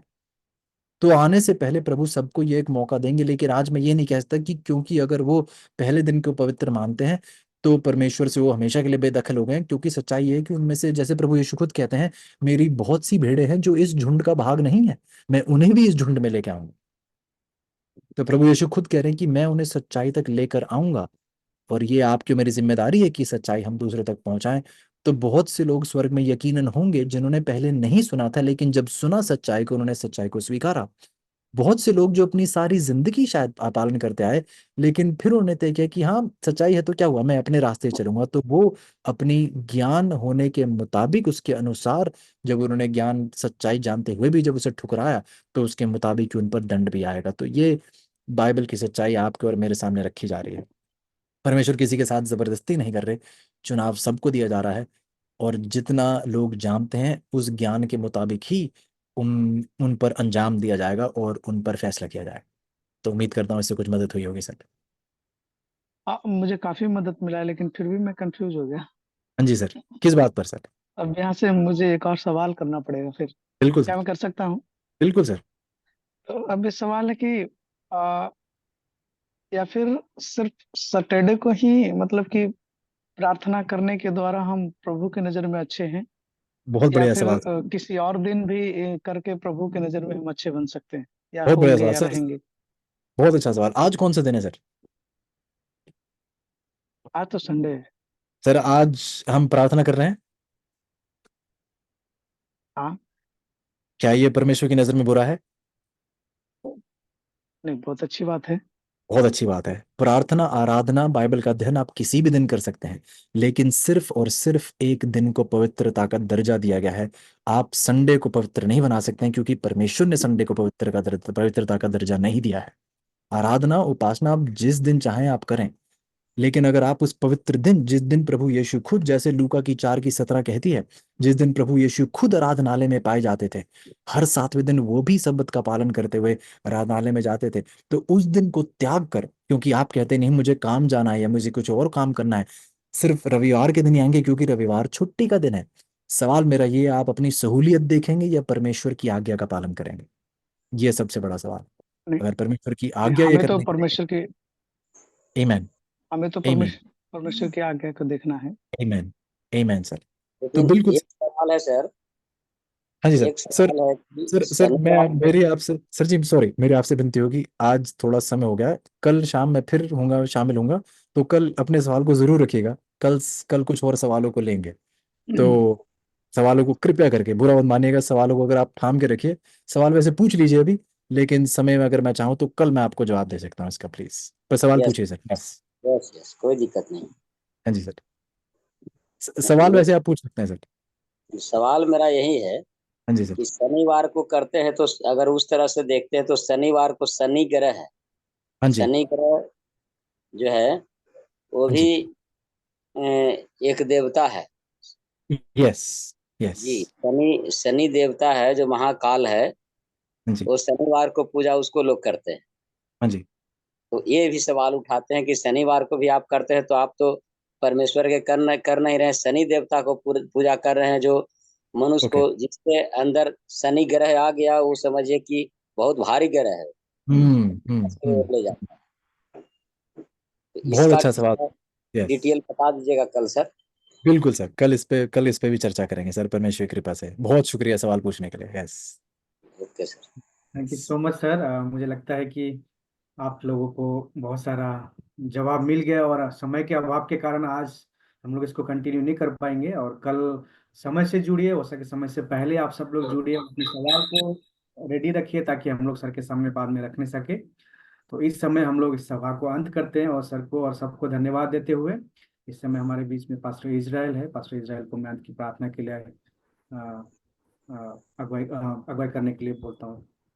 बहुत बहुत धन्यवाद। विशेष रूप से सर रोनाल्ड सर को मैं धन्यवाद देना चाहता हूँ। आपने बहुत सुंदर रूप से सर हम सभी को सिखाया, और प्रभु आपको इसी प्रकार आशीष दे। मैं विश्वास करता हूँ कि हमारे बीच जितने भी पास्टर परिवार और माँ बहन जुड़े हैं, सब आशीषित हुए हैं आज का वचन से। प्रभु इसी प्रकार व्यवहार करते रहे। आगे का जितना मीटिंग है उस सब में प्रभु का महिमा आपके द्वारा वचन से हमारे जीवन में प्रकट करे। धन्यवाद। आइए हम सब विनती करें और आज का जो सभा है अंत करें। आइए हम प्रार्थना करते हैं। प्रभु हम आपको धन्यवाद देते हैं जो आपने हमें इतने सुंदर रूप से आशीष किए। आज के संध्या समय में आप योग्य है उपासना आराधना गौरव पाने की। और आज हमें आपने बहुत ही गुरुत्वपूर्ण बातें सिखाई है आपके दास के द्वारा, आपके बेटे के द्वारा। आपने उनकी जुबान से हमसे बातें की है, इसलिए हम बहुत धन्यवाद देते हैं। प्रभु आप जानते हैं हम तो योग्य नहीं है, फिर भी आपने इस योग ठहराया हम सभी को, और इस जूम के माध्यम से आज के इस दिन को आपने नियुक्त किया वचन सुनने के लिए और अपने आप को जानने के लिए, पहचानने के लिए और गुरुत्वपूर्ण बातें सीखने के लिए। इसलिए हम आपको धन्यवाद देते हैं। इस समय हम विशेष करके प्रार्थना और निवेदन करते हैं हम केवल सुनने वाले ही ना बने बल्कि व्यवहार करने वाले बन पाए अपने जीवन में। इस प्रकार हमें आशीष करें ताकि आपका चरित्र हमारे जीवन से प्रकाशित हो। और आप जानते हैं हम कमजोर दुर्बल इंसान हैं, हम अपने आप कुछ ना कर पाएंगे। हमें आपकी सहायता की आवश्यकता है। हमें आप सहायता करें प्रभु। हम अपने जीवन को समर्पित करते हैं आपके पैरों तले। विशेष रूप से मैं खुद को और जितने भी मेरे परिवार के लोग, आपके दास दासी बेटा बेटी जितने भी यहाँ पे एकत्रित है, सबके ऊपर आपकी ज्योति प्रकाशित हो। और जो संबंध हमारे भूल के कारण हमने तोड़ दिया है आपसे, हम पुनर्बार वो संबंध जोड़ना चाहते हैं। आप हमें मदद करें प्रभु ताकि आज इस समय से हम अधिक समय आपके साथ काट सके और आपकी ओर बढ़ सके। और आपका जो योजना है हमारे प्रत्येक क्षेत्र में जो आपने हमें रखा है वो परिपूर्ण हो हमारे जीवन से। हम धन्यवाद देते हैं। आज का रात्रि का समय हम रख रहे हैं आपके पैर तले। पुनर्बार कल शाम को हम मिलेंगे, उसमें भी आप हमारे साथ रहिएगा और अधिक लोग जैसे कल जुड़ पाएंगे वैसे आप आशीष कीजिए। पिता धन्यवाद देते हैं हम सभी का प्रार्थना सुनने के लिए, हमें आशीष देने के लिए और हमारी प्रार्थना का उत्तर देने के लिए। विनती हम यीशु के नाम से मांगते हैं, आमीन।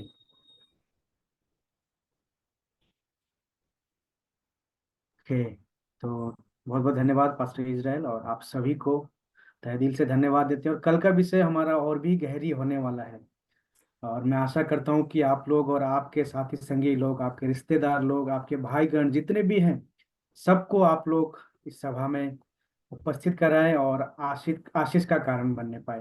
कल का विषय हमारा और भी गहरी है, तो समय पर हम लोग जुड़ेंगे और ज्यादा से ज्यादा सर को हम समय Yes, देंगे ताकि brother, हमारे। one thing I want to say. I want to ask sir. Sir, will it be okay for you to join at 6:30 so that we can have the question session earlier? Yes, those are Um, having the questions for today, so that for earlier like 6:30 if we begin from that hour, we can have the question session, and from the 7 you can start. okay, I will try. I will try to be there by Yes, 6. yeah, yes, sir. You just tell us according to that timing. We will Sure, begin. sure, sure. Thank Yeah, you. maybe you could call people around 6:30. Yes. And yeah, maybe by the time you sing and stuff, I can join in. Yes. Okay, sir. Thank you, sir. All right. Yes, सभी brother, please. Okay, तो सभी से अभी हम लोग इस सभा को अंत करते हैं। सबको गुड नाइट, और कल हम लोग समय जय मसीह की सर, सभी को जय मसीह की। कल हम लोग 6:30 मिलेंगे, जैसे हम लोग सर से बात जय करते हैं। मसीह की सर। जी सर, जय मसीह की। जय मसीह। ठीक है, कल मिलते हैं पास जिन लोग। जय मसीह की। प्रभु आप सभी को आशीष दे। जय मसीह की। जय मसीह okay, sir. Praise the lord, good praise the night lord. सभी को, गुड नाइट। जय मसीह की।